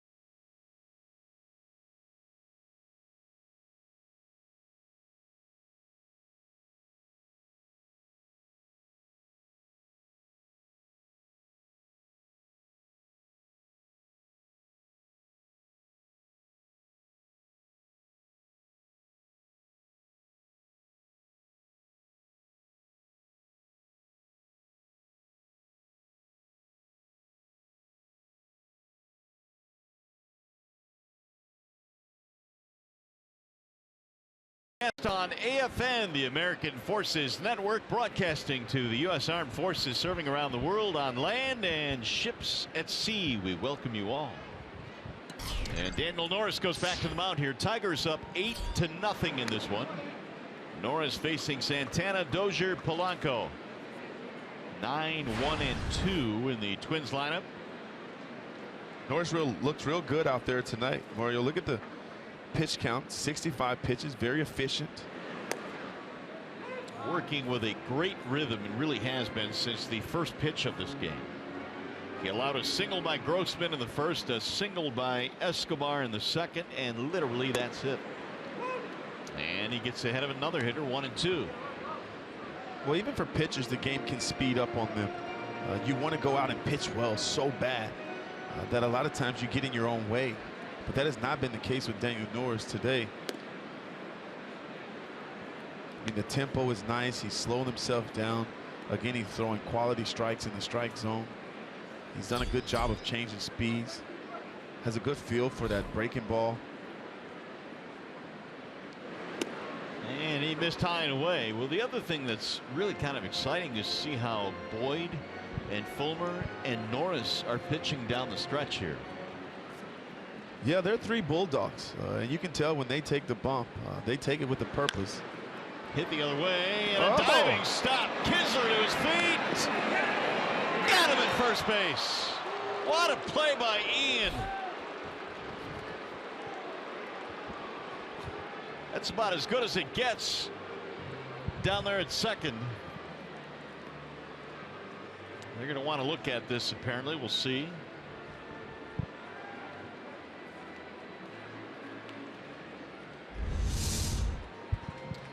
Kinsler reads that ball right away off the bat, gets a nice jump on that ball, lays out for it, gets up in a hurry, and gets the ball over to Andrew Romine now playing first base. Nice play right there. And it looks like he got him. Oh, he is out. Do it, Kinsler. What a great play.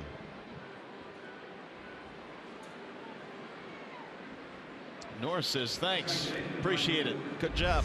Trust in the defense, pound the strike zone, trust your defense, and let the boys make plays. Tigers have made some defensive changes in this inning. Romine now playing first base. Miggy off his feet for the rest of the day.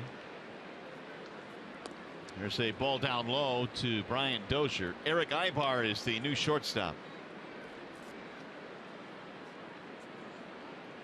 He's played well since putting on the Tigers uniform.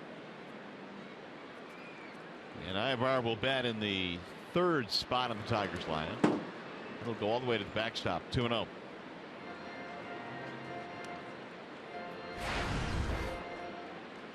Dozier is 0 for 2, a strikeout and a ground out.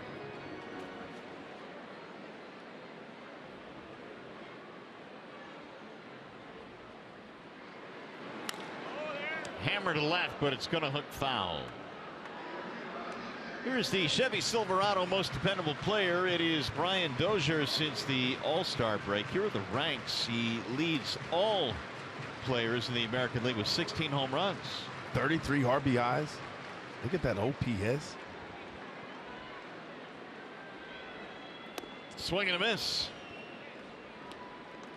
2-2 on Dozier. Dozier with homers in each of the first 2 games in the series as Rogers, the lefty, begins to heat it up now. Taylor Rogers. Ground ball to third, foul.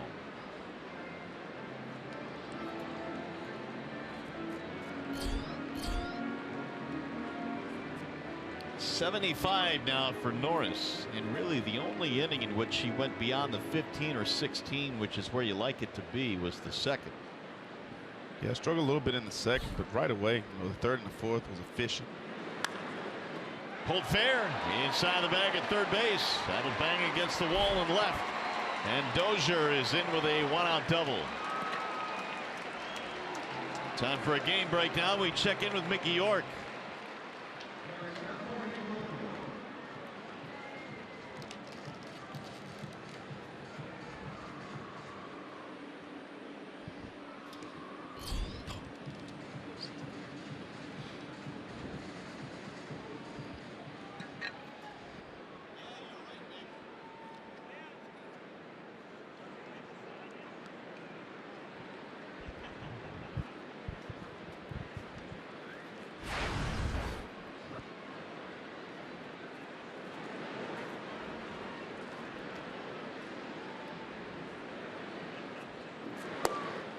Yeah, today's been enjoyable, definitely. This entire series, guys, has been enjoyable.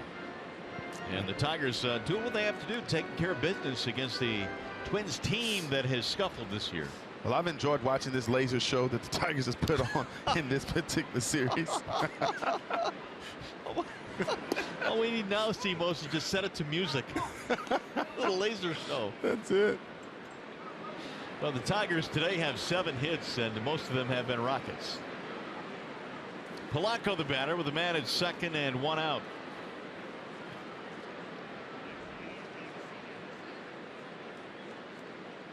Here's the 1-1. Popped up foul, back out of play. 1-2 on Jorge Polanco.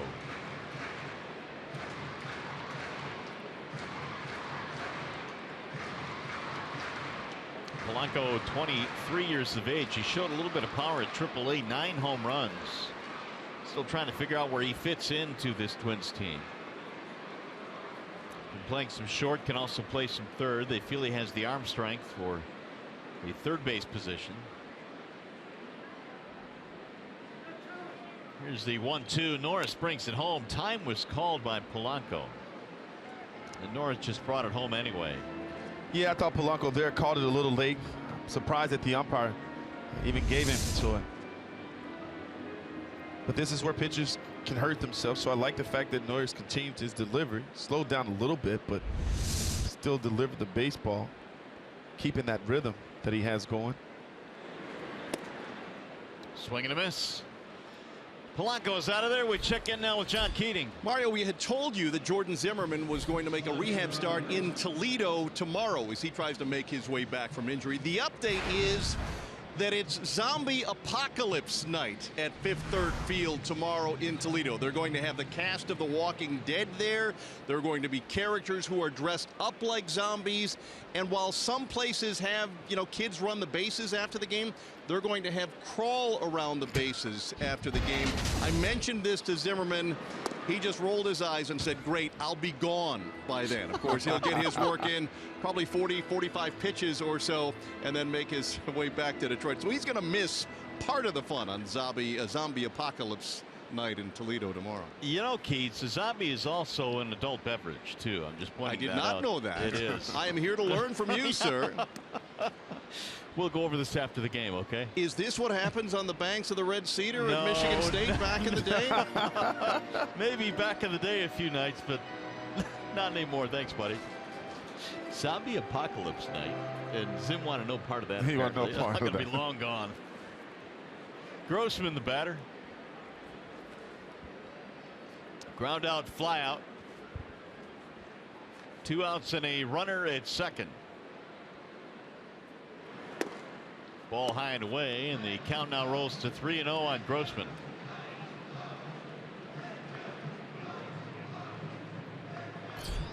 Waiting on deck, Trevor Plouffe.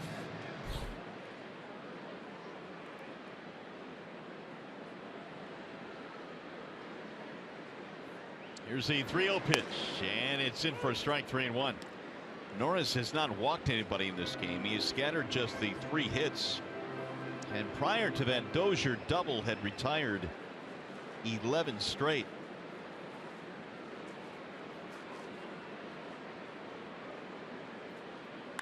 Ground ball up the middle into center field, base hit, and score run. First run of the ball game for Minnesota, a single for Grossman, and it's 8-1. Grossman giving the Twins fans something to cheer about, Mario, because Daniel Norris was cruising in this particular game. Grossman, nice little breaking ball, nice piece of hitting there, stays on it, hit it right back up the middle. Gets the Twins on the board. RBI for Grossman is 30th of the year, 8-1 now. And just the 4th hit allowed by Daniel Norris. Trevor Plouffe in there, strike called.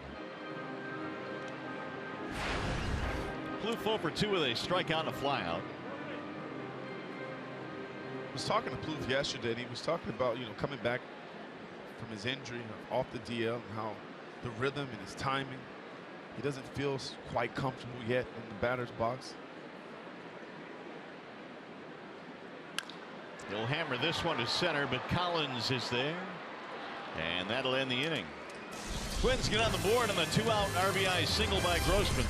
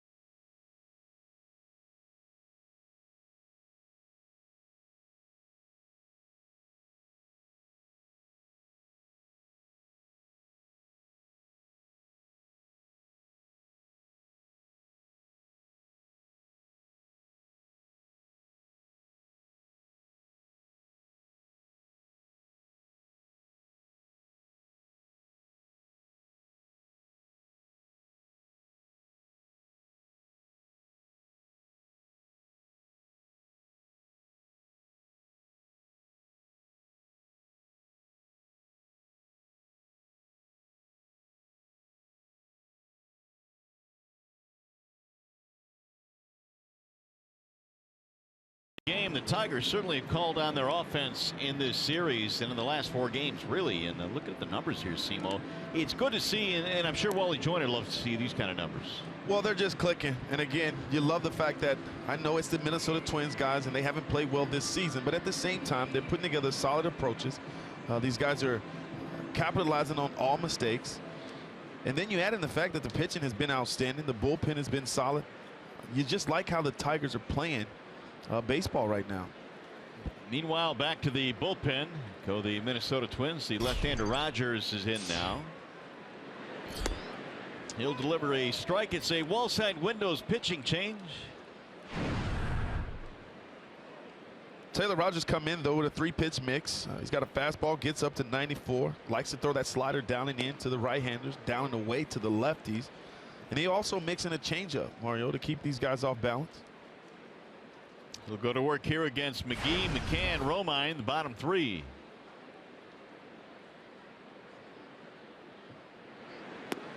That'll sail outside.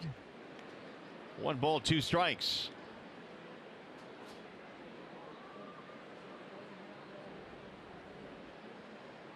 Taylor Rogers stands 6'3", but only 170 pounds. And he tried to hold up, and that ball hit him, so McGee's going to take first base. Yeah, that's that slider I was talking about that he likes to throw down and into the right-hand hitters. That one got away from him a little bit, went too far. Look how that ball coming in hard down at that back leg. That's what the lefties like to do with that slider, getting right-handers to swing over the top of that pitch. But he hits McGee with that particular one. That is the second hit batter for the Tigers today. KINSLER was hit in the 6th and scored a run. Now McCann.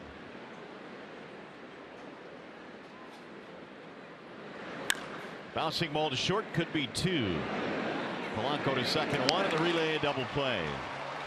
Hard hit ball turns into a 6-4-3, 2 gone.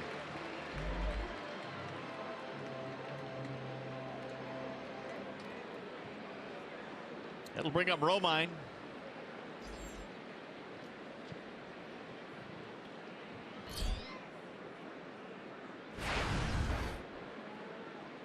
Andrew has an RBI in the game, otherwise 0 for 3.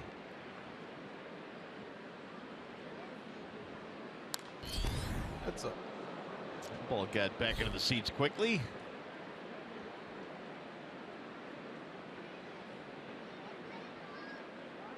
It's always scared me when the ball goes in the stands like that fast and that close.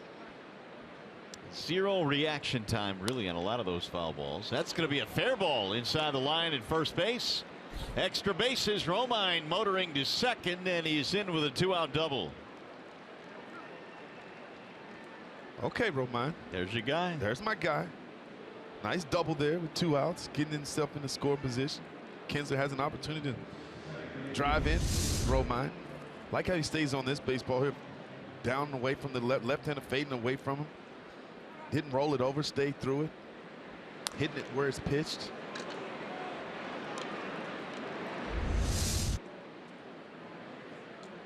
KINSLER on base twice in this game, doubled in 2 in the second, also hit by a pitch and scored a run. And Ian looks at a ball low. Taylor Rogers, a native of Littleton, Colorado. Big league debut this year. High towering fly ball to center. Santana going back. Track. Wall to make the catch. Right at 403 in dead center. That's it for the Tigers. No runs. They get a double lead of a man. Coming up the McLaren Health Plan 7th inning stretch. 8-1 Tigers.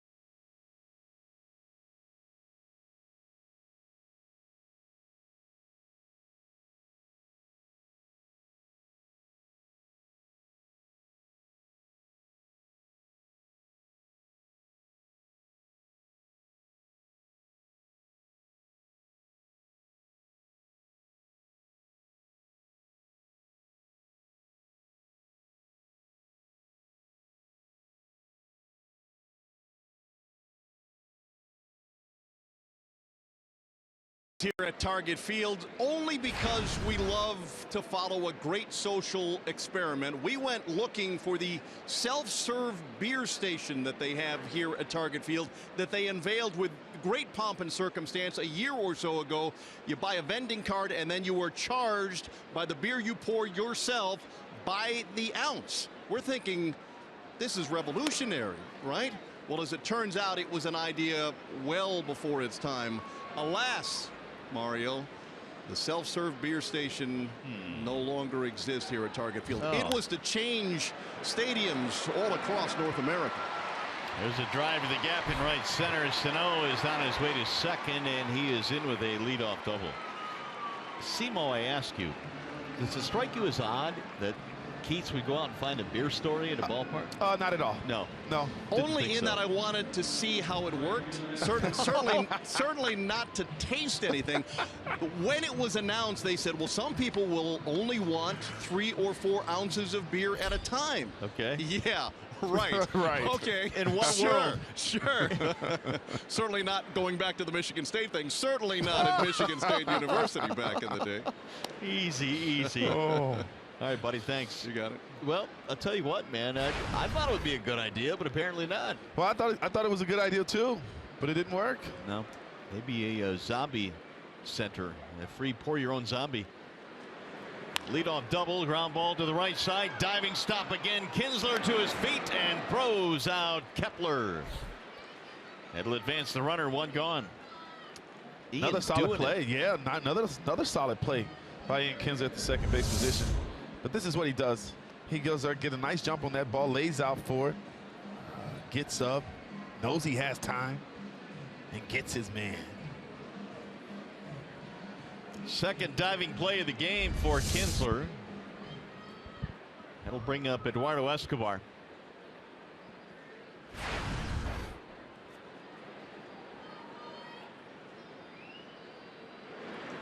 And Escobar looks at a ball inside. He's 1 out of 2 in this game. Here's our high-speed pitch brought to you by Xfinity. 94 is how high Norris has gotten today, touching 94. 1-0 is hammered to left, base hit. That'll get a run in. RBI single for Escobar to make it 8-2.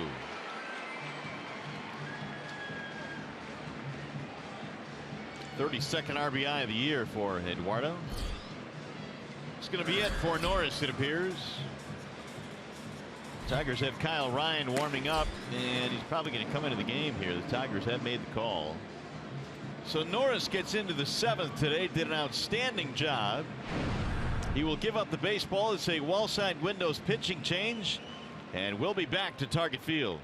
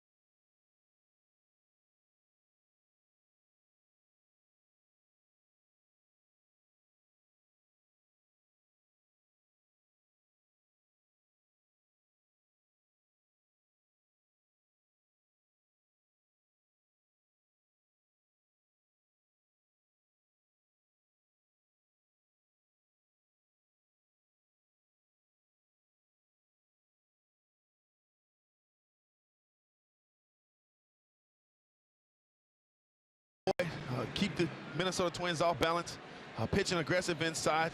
And today it's Daniel Norris. He's done the exact same thing, taking a page out of Boyd's book. He's pitching aggressive inside, nice fastball, throwing a real nice changeup, and he elevated that fastball to get some swing and misses. Another nice performance by the young pitching of the Detroit Tigers. You got to love it. 93 pitches thrown in this game for Daniel Norris. He will give the baseball now to Kyle Ryan.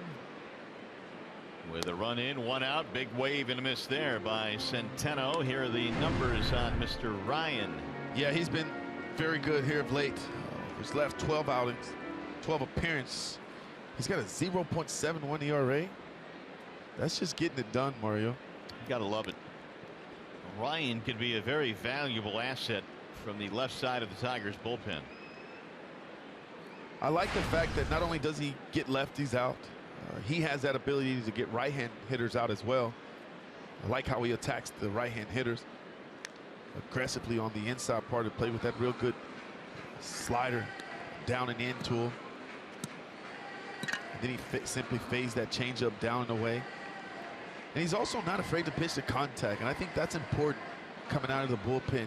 You have to trust that you can throw quality strikes in the strike zone. And Kyle Ryan has done just that. Yeah, you don't want to be walking out of the bullpen walking people. Oh, no. That's fouled back out of play. The other thing is Ryan gives the Tigers two pretty good lefties, Justin Wilson the other, and although Justin has struggled at times here in the second half, when you've got a couple of lefties you can depend on down there, it certainly makes life a little bit easier. Well, it gives the opposing manager something to think about. It's a tough matchup when you have lefties coming in, guys that are efficient, have good fastballs. Sliced right to the third baseman McGee for the out. Two gone.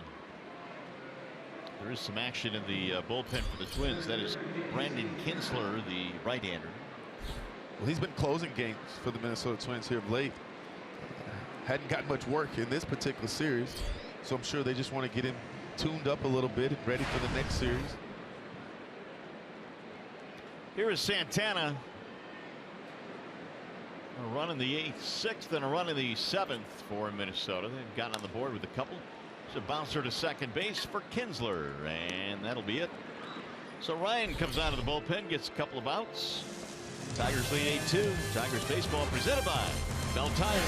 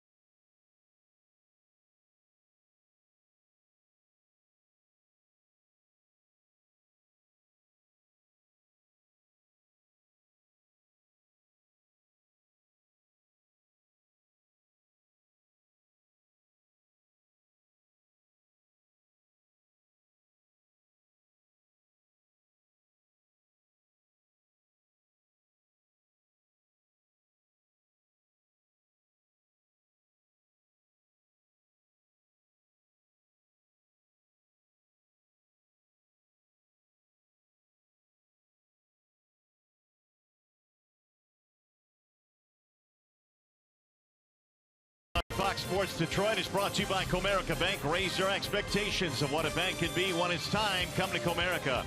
Your Metro Detroit Chevy dealers. Visit ChevyDetroit.com. See why Chevy drives the Motor City. Wall-side windows. We can do that. We are the factory. And by Infinity. Visit your local Detroit area Infinity retailer for a test drive today. Back here in Minneapolis, we go to the top of the eighth, and the Tigers leading comfortably right now 8-2. The Twins go right back to the bullpen. Brandon Kinsler will take over. Kinsler's another flamethrower out of that Twins bullpen. He's got a fastball, gets up to 97, 98 miles per hour. He also has an outstanding slider. It's a wipeout slider. It's his out pitch. He's their closer, but again, not had the opportunity. The Twins have been trailing this entire series. Originally got into the big leagues with Milwaukee, was part of the Brewers bullpen from 2010 until last year. KINSLER now will face Tyler Collins here in the 8th. First pitch is hammered to left, but slicing away and foul. Just out of the reach there, POLANCO, the shortstop.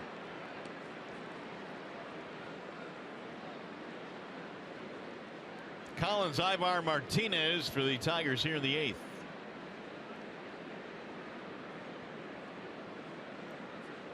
Tigers have a very comfortable lead. On a getaway day, it's nice. Not a lot of stress. Always nice to travel after a big sweep if the Tigers can get it. Still some work to be done. But the Tigers eliminated a lot of the stress for Daniel Norris early in this game by getting him 6 quick runs. They really did. They allowed him to relax and focus on simply pounding the strike zone, allowing the defense to work. We've seen KINSLER make 2 outstanding plays. The guys are on the balls of their feet because he was working fast and efficient. It was fun to watch him. Collins rolls one to second base. Dozier is there.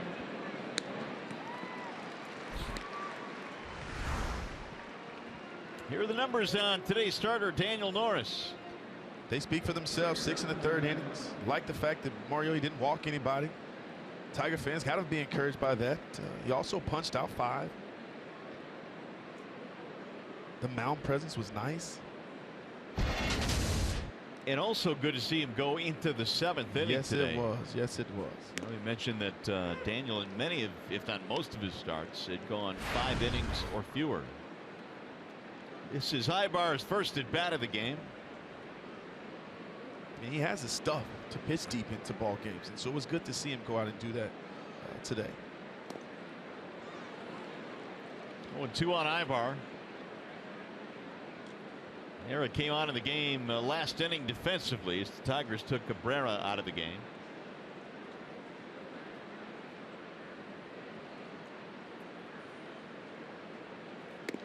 Outside, 1 ball, 2 strikes.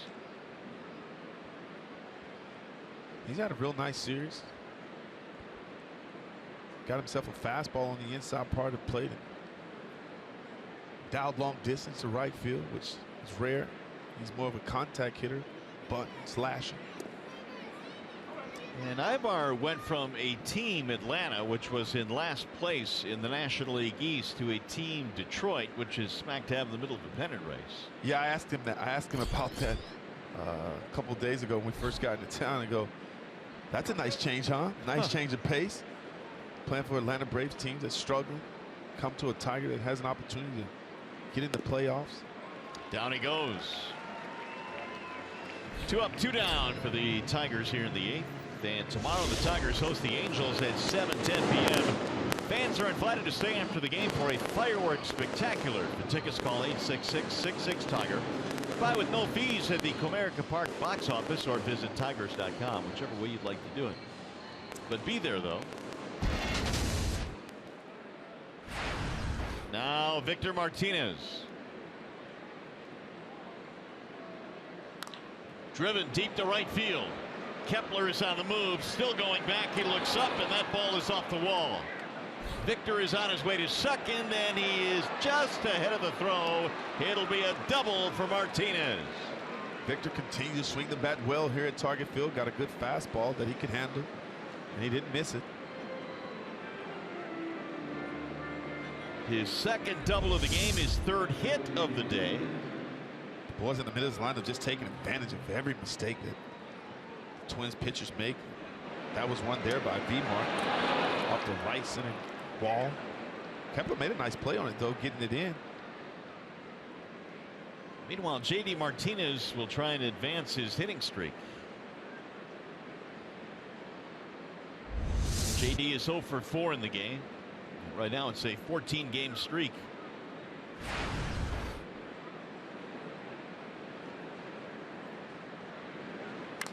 Bouncing ball to short.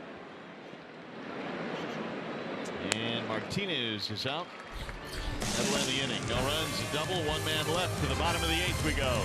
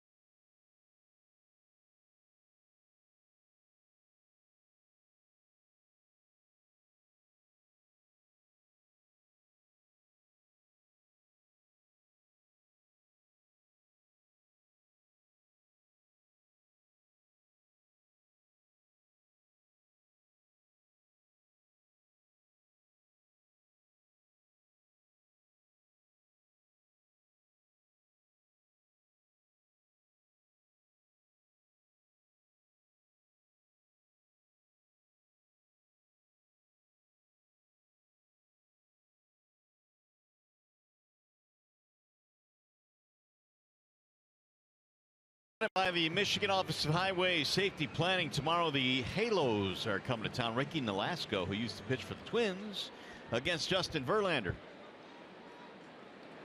Must see TV. Looking forward to that matchup. JV going for win number 14. Here come the Twins now as we go to the bottom of the 8th. And Minnesota has the top of the lineup, Brian Dozier. Vintage JV, I'm sorry. Well, hopefully that vintage JV will be on display again tomorrow evening. There's a chopper to the shortstop. Ibar scoops. One gone.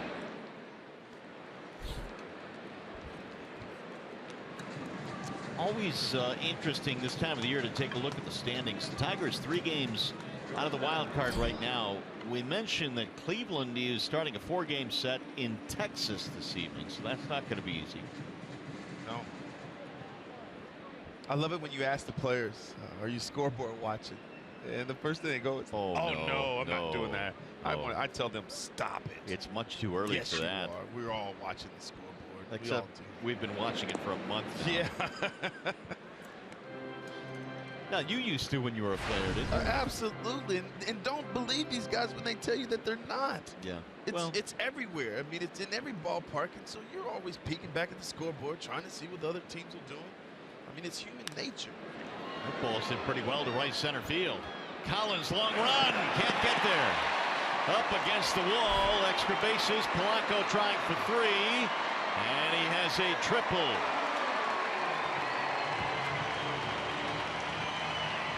One out, 3 bagger for Polanco. That's his second triple in the series.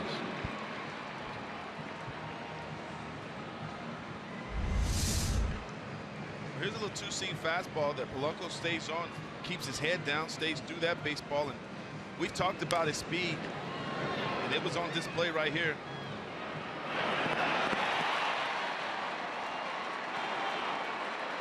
I mean, that's just smooth. Easy triple by Jorge Polanco. Now Robbie Grossman with 1 out. Ball 1. Grossman an RBI single that got the Twins on the board in the 6th. The first run they scored against Daniel Norris. Daniel charged with 2 runs here this afternoon. Ryan missing high, 2-0.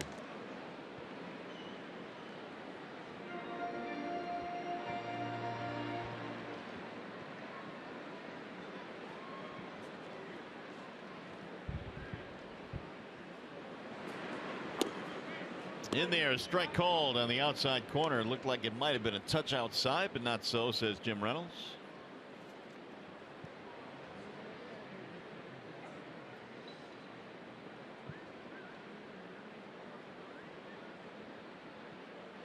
Two-one is a ground ball to second base. Picked up there by Kinsler. He'll throw him out. It'll be an RBI for Grossman. Polanco scores to make it 8-3. It's the first run that Ryan's given up in 10 innings. Two gone. Well, we mentioned the Tigers are taking on the Angels, and it's a team right now that is 20.5 games back behind Texas in the West.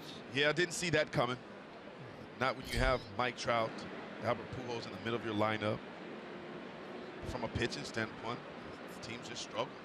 Yeah, they've had some injuries last couple of years as well. Garrett Richards, who's on his way to becoming a big-time ace in this game, has been shelved. Trevor Plouffe with 2 outs.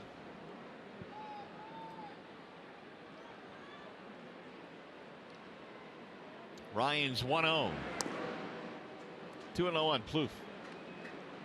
I was reading an article when Plouffe went down to the minor leagues on his rehab, Simo, and they were using the 20-second pitch clock. Oh, yeah. In those minor league games. They're using it in the minor leagues to test it out, and it may become part of big league life soon. We'll see. But he said it did move the games along quite a bit. Well, I can see it moving the games and making them a lot quicker.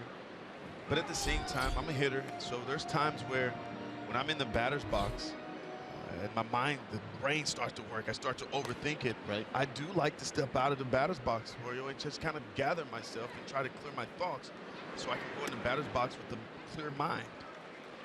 Well, Plouffe has picked up a walk here with 2 outs. But I understand they want to speed up the game. There's no question about that. I get it. Well, Plouffe's point that obviously when you're on rehab, it's much different than playing in meaningful games, yes, you know, late in the season. But he said it really didn't disrupt my flow or what I tried to get accomplished at the plate, and it did keep the game going. But it's something that Major League Baseball is looking at potentially doing in regular season games. Meanwhile, Rich Doobie coming out of the dugout now to chat with Kyle Ryan.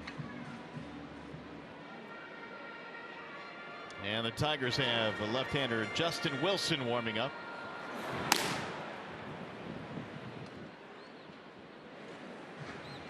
(8-3) Tigers have the lead. Here is Miguel Sano.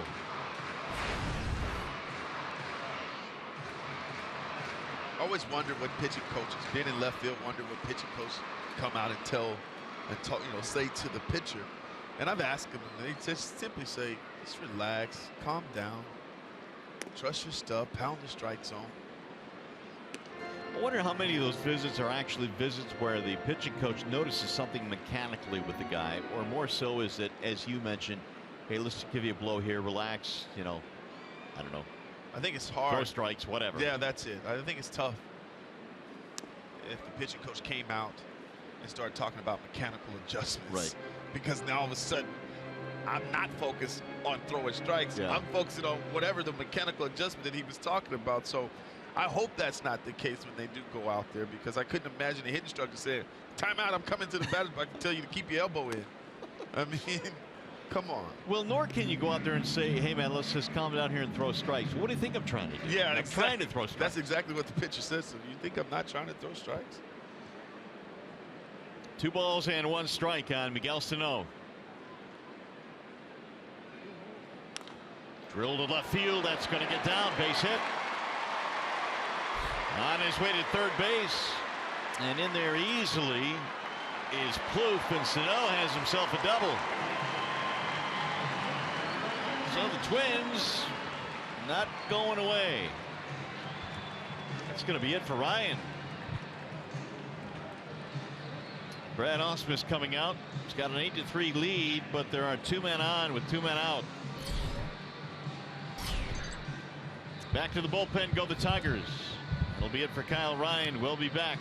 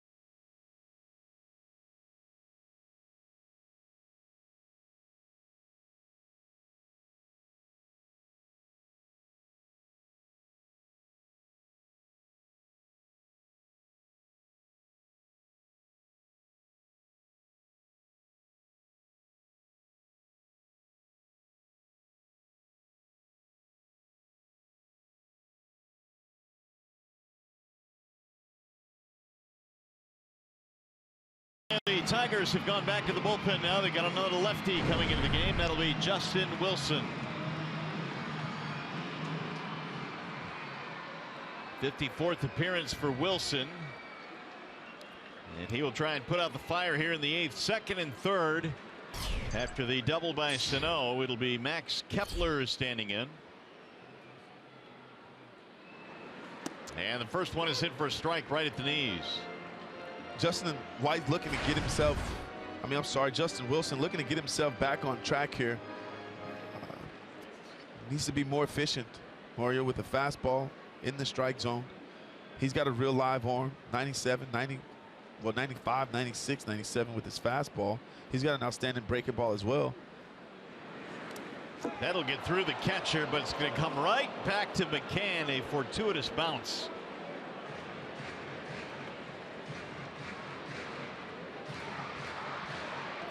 So, hey, let's take a look at this play here. Sano hit this ball extremely hard out of the box, but really on this particular play would have loved to see Jay Up not necessarily try to cut him off with his arm, but cut him off with his legs, get into that baseball quicker and getting it in a little faster and allowing maybe a chance, giving himself maybe a chance to throw Sano out, trying to extend that single into a double. Yeah, or at the very least keep him at first base. And Sano doesn't really run all that well, but he was able to dive in with a double. Well, just one of the things when I was playing the outfield, and I wasn't the greatest outfielder, but the one thing that I did do, I took pride in trying to make plays. And I thought that right there was an opportunity to maybe use your legs there, get to the baseball a little quicker, and get that ball back into the infield and have a chance to throw Sano out, who doesn't run that well. Swing and a miss by Kepler. 2 balls and 2 strikes on the Twins right fielder. There's more action in the Tigers pen. Shane Green. And it looks like he's warming up very rapidly. Tigers have a comfortable lead. I get it. But it can become less comfortable with a base hit here. That's fouled back out of play. And you don't want to take anything for granted. And that's one of the things that Jim Leyland instills in his players, that you got to play 9 hard full innings every time out.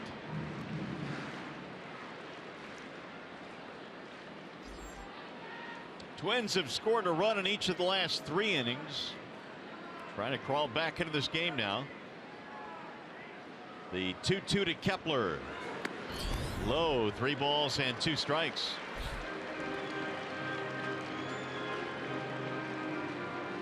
Kepler only .212 against lefties this year. Yeah, he struggles with that ball running away from him. And for a lefty on lefty, it's tough trying to keep that front shoulder closed, to try to stay on the baseball when the ball starts behind you. But that's what righties deal with majority of the time, because there's so many righties hand pitchers in the game.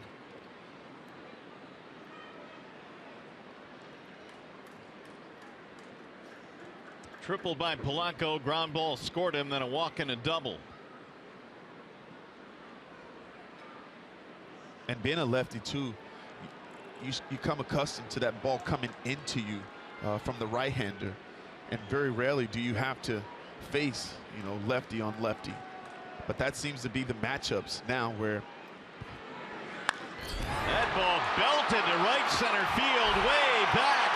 Collins going back there. It's up against the wall. 2 runs are in, and Kepler with a 2-out, 2-base hit against a lefty. And the Twins are right back in this game.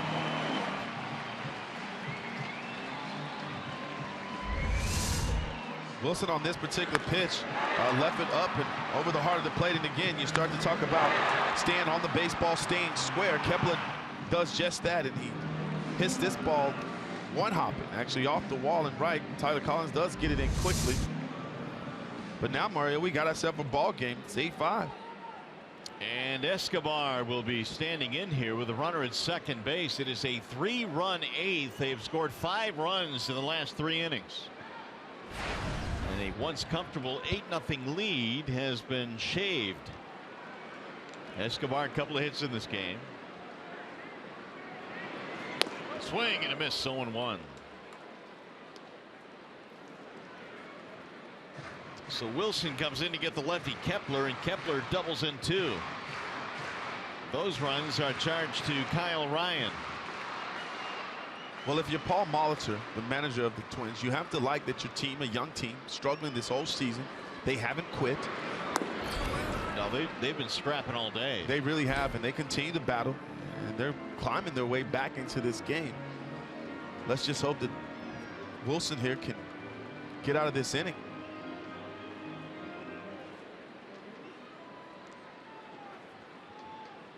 Kepler now with 55 RBIs. That is popped up in the air to shallow center field. Here comes Collins under it, and that'll retire the side. Inning over, but they scored 3 to make it 8-5.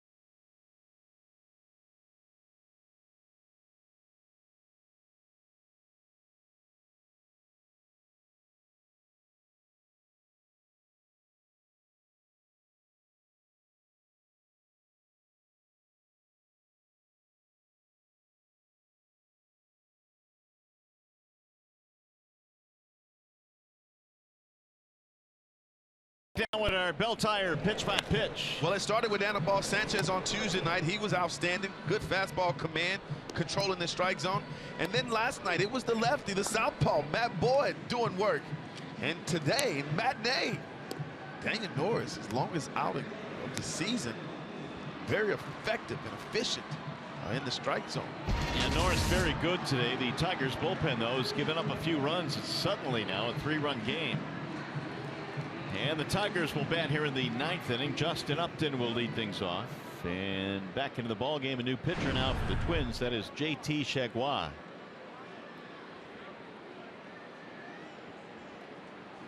So Chargois facing Upton, and McGee and McCann here in the 9th. 8-5 ball game, and Jay Up looks at the ball outside 1-0.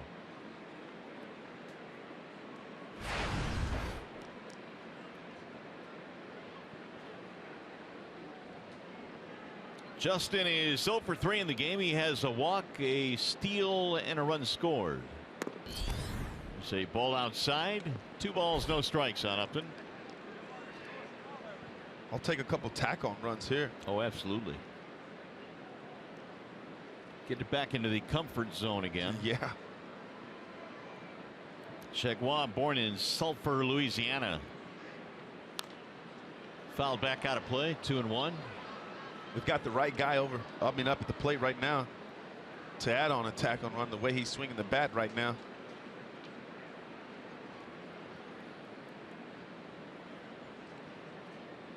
In his last 4 games, where he's in 500 with 3 home runs, 9 RBIs. And he fouls that one to first base out of play. 2-2 on Upton. Broke his bat in the process.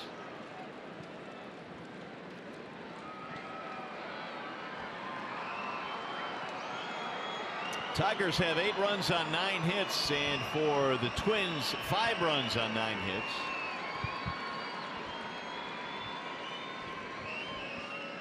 Looked for most of the day like the Tigers were going to roll to an easy win in this one, but some late inning offense by the Twins has made it a 3-run game.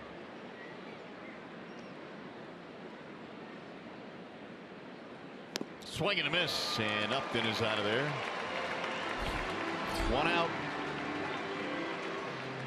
Follow Tigers baseball live with the MLB.com at bat app. Stay up to the moment at any moment with the Game Day Live game video highlights, StatCast news, and more. Download MLB.com at bat, the #1 app for live baseball on your phone or tablet. Here is Casey McGee. Bouncing ball right back up the middle. Going to be a tough play and no play for Dozier. That ball was rocketed right back through the box.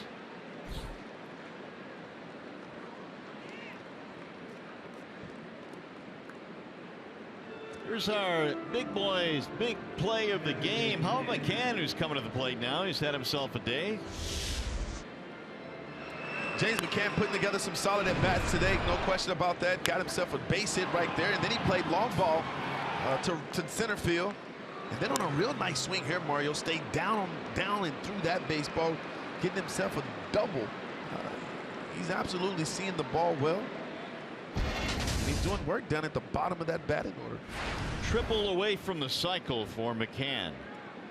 That average now climbing steadily. It's up to 220.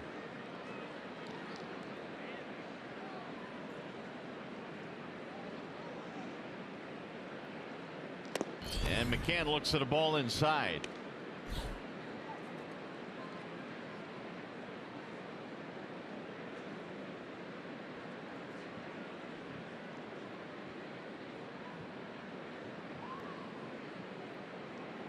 McCann now with 42 RBIs on the year. Swing and a miss. 1 ball and 1 strike. Zach Watt pulling out the little change of slide piece there on a good hitters count 1-0. James McCann a little bit out front.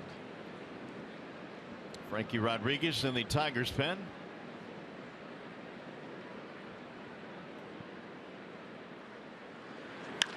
Bouncing ball left side, base hit. Another knock for McCann. That'll put 2 men aboard here in the 9th. Have a day. 4-hit game for Miggy yesterday, 4-hit game for McCann today. Makes the adjustment on that slider, one that he can handle, stays up a little bit, puts the barrel on it. Sneaking through the hole, and look at his homie over there. Just that, oh boy, I see you with your 4 knocks. Here's Romine now, 2 on for the Tigers, 1 out. That is the first career 4-hit game for McCann. Bouncing ball to second, might be 2. Dozier, there's 1, relay. Oh, got him at first base. That was close. Romine just nipped at first. The Tigers almost assuredly will take a look at this. Ball wouldn't hit all that hard, and Romine runs well. And nope, they're going to say double play, inning over. The 4-6-3 ends the inning. And he was out. So we'll go to the bottom of the 9th in Minneapolis.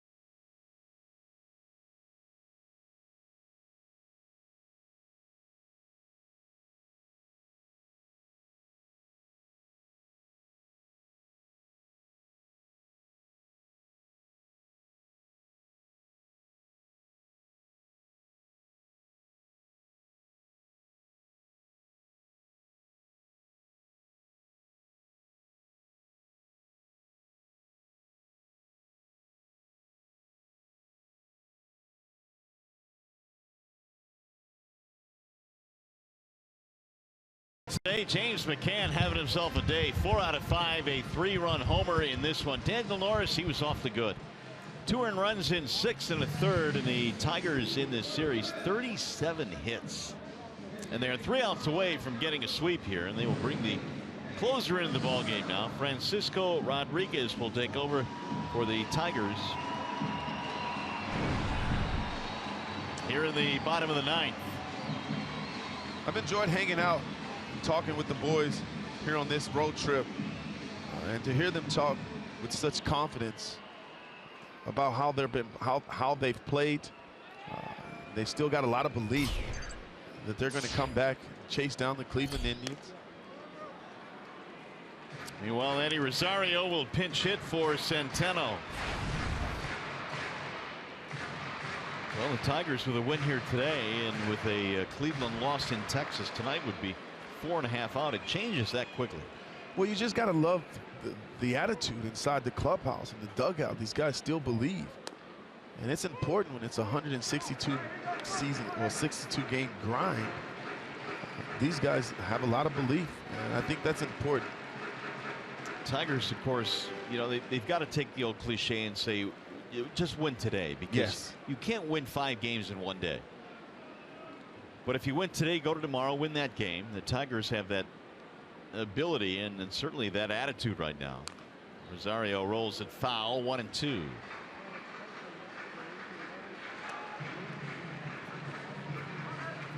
Rosario got K-Rod a little earlier this season, back in July at Comerica Park, with a 2-run homer in the 9th. A game in which the Twins went on to win. Santana waiting on deck.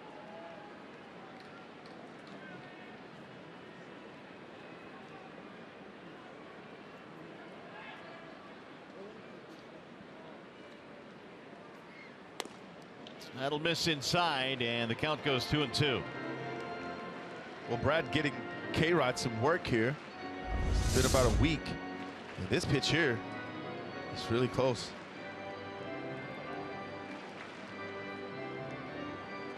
Trying to go inside, but just off the inside part of the plate. Last game was on the 18th against Boston for K-Rod. Swing and a miss, and Rosario is out of there, 1 gone. Strikeout for Frankie. Real good fastball there, well located. Looks like Rosario was looking for that changeup. And when you're looking for a changeup and K-Rod has a good one, you're not going to hit it anyway, so you better look for the fastball. And he threw that fastball at 90 miles per hour right by Rosario. Here's Danny Santana.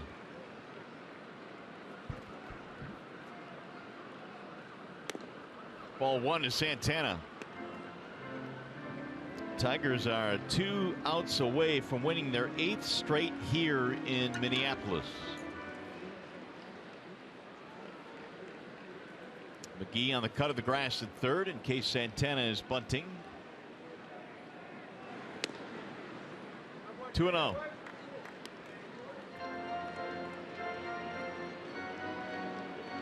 When he first stepped in the batter's box, looked at his eyes, he peeked down at ROMINE at first to see where he was at. He also peeked down at McGee to see where he was at, because he was thinking maybe lay down a bunt here to try to get something going here tonight for the Twins.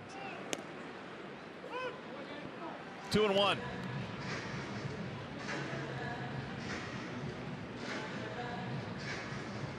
Santana has put the ball on the ground 3 times, and all 3 times to KINSLER.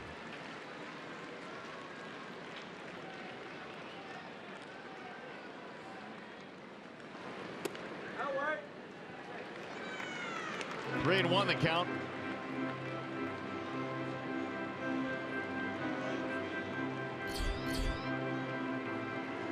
Top of the order waiting on deck. That's Brian Dozier.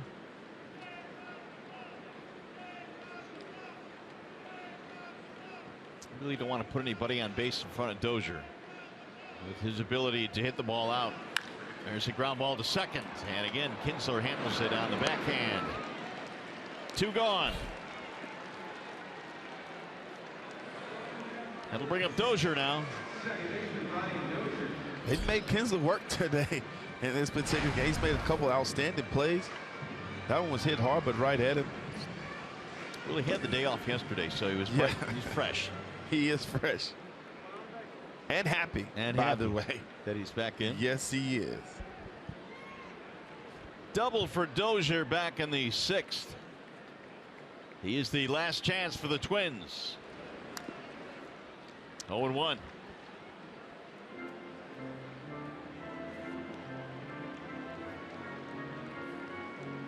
Tigers 1 out away from wrapping up a 3-game sweep. And taking advantage of that soft spot on the schedule here down the stretch.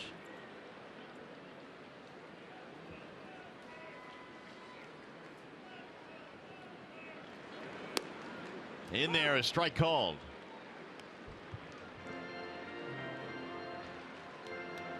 Good fastball there by K-Rod. Down and away, knowing that Dozier's a guy that likes the ball inside.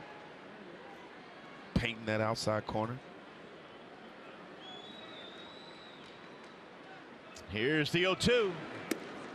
Would not chase high. The count goes 1-2 on Dozier. Should he reach Polanco waiting on deck? I think K-Rod there just changing his eye level. Wanted to go up with a fastball so he can go to that real nasty Bugs Bunny changeup that he's featuring these days.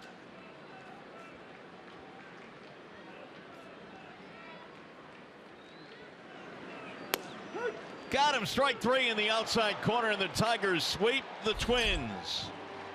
A 1-2-3 ninth inning for Francisco Rodriguez. The Tigers score 8 more runs again today. The offense exploding here against Minnesota. And the Tigers rolling again. They've won their 4th consecutive game.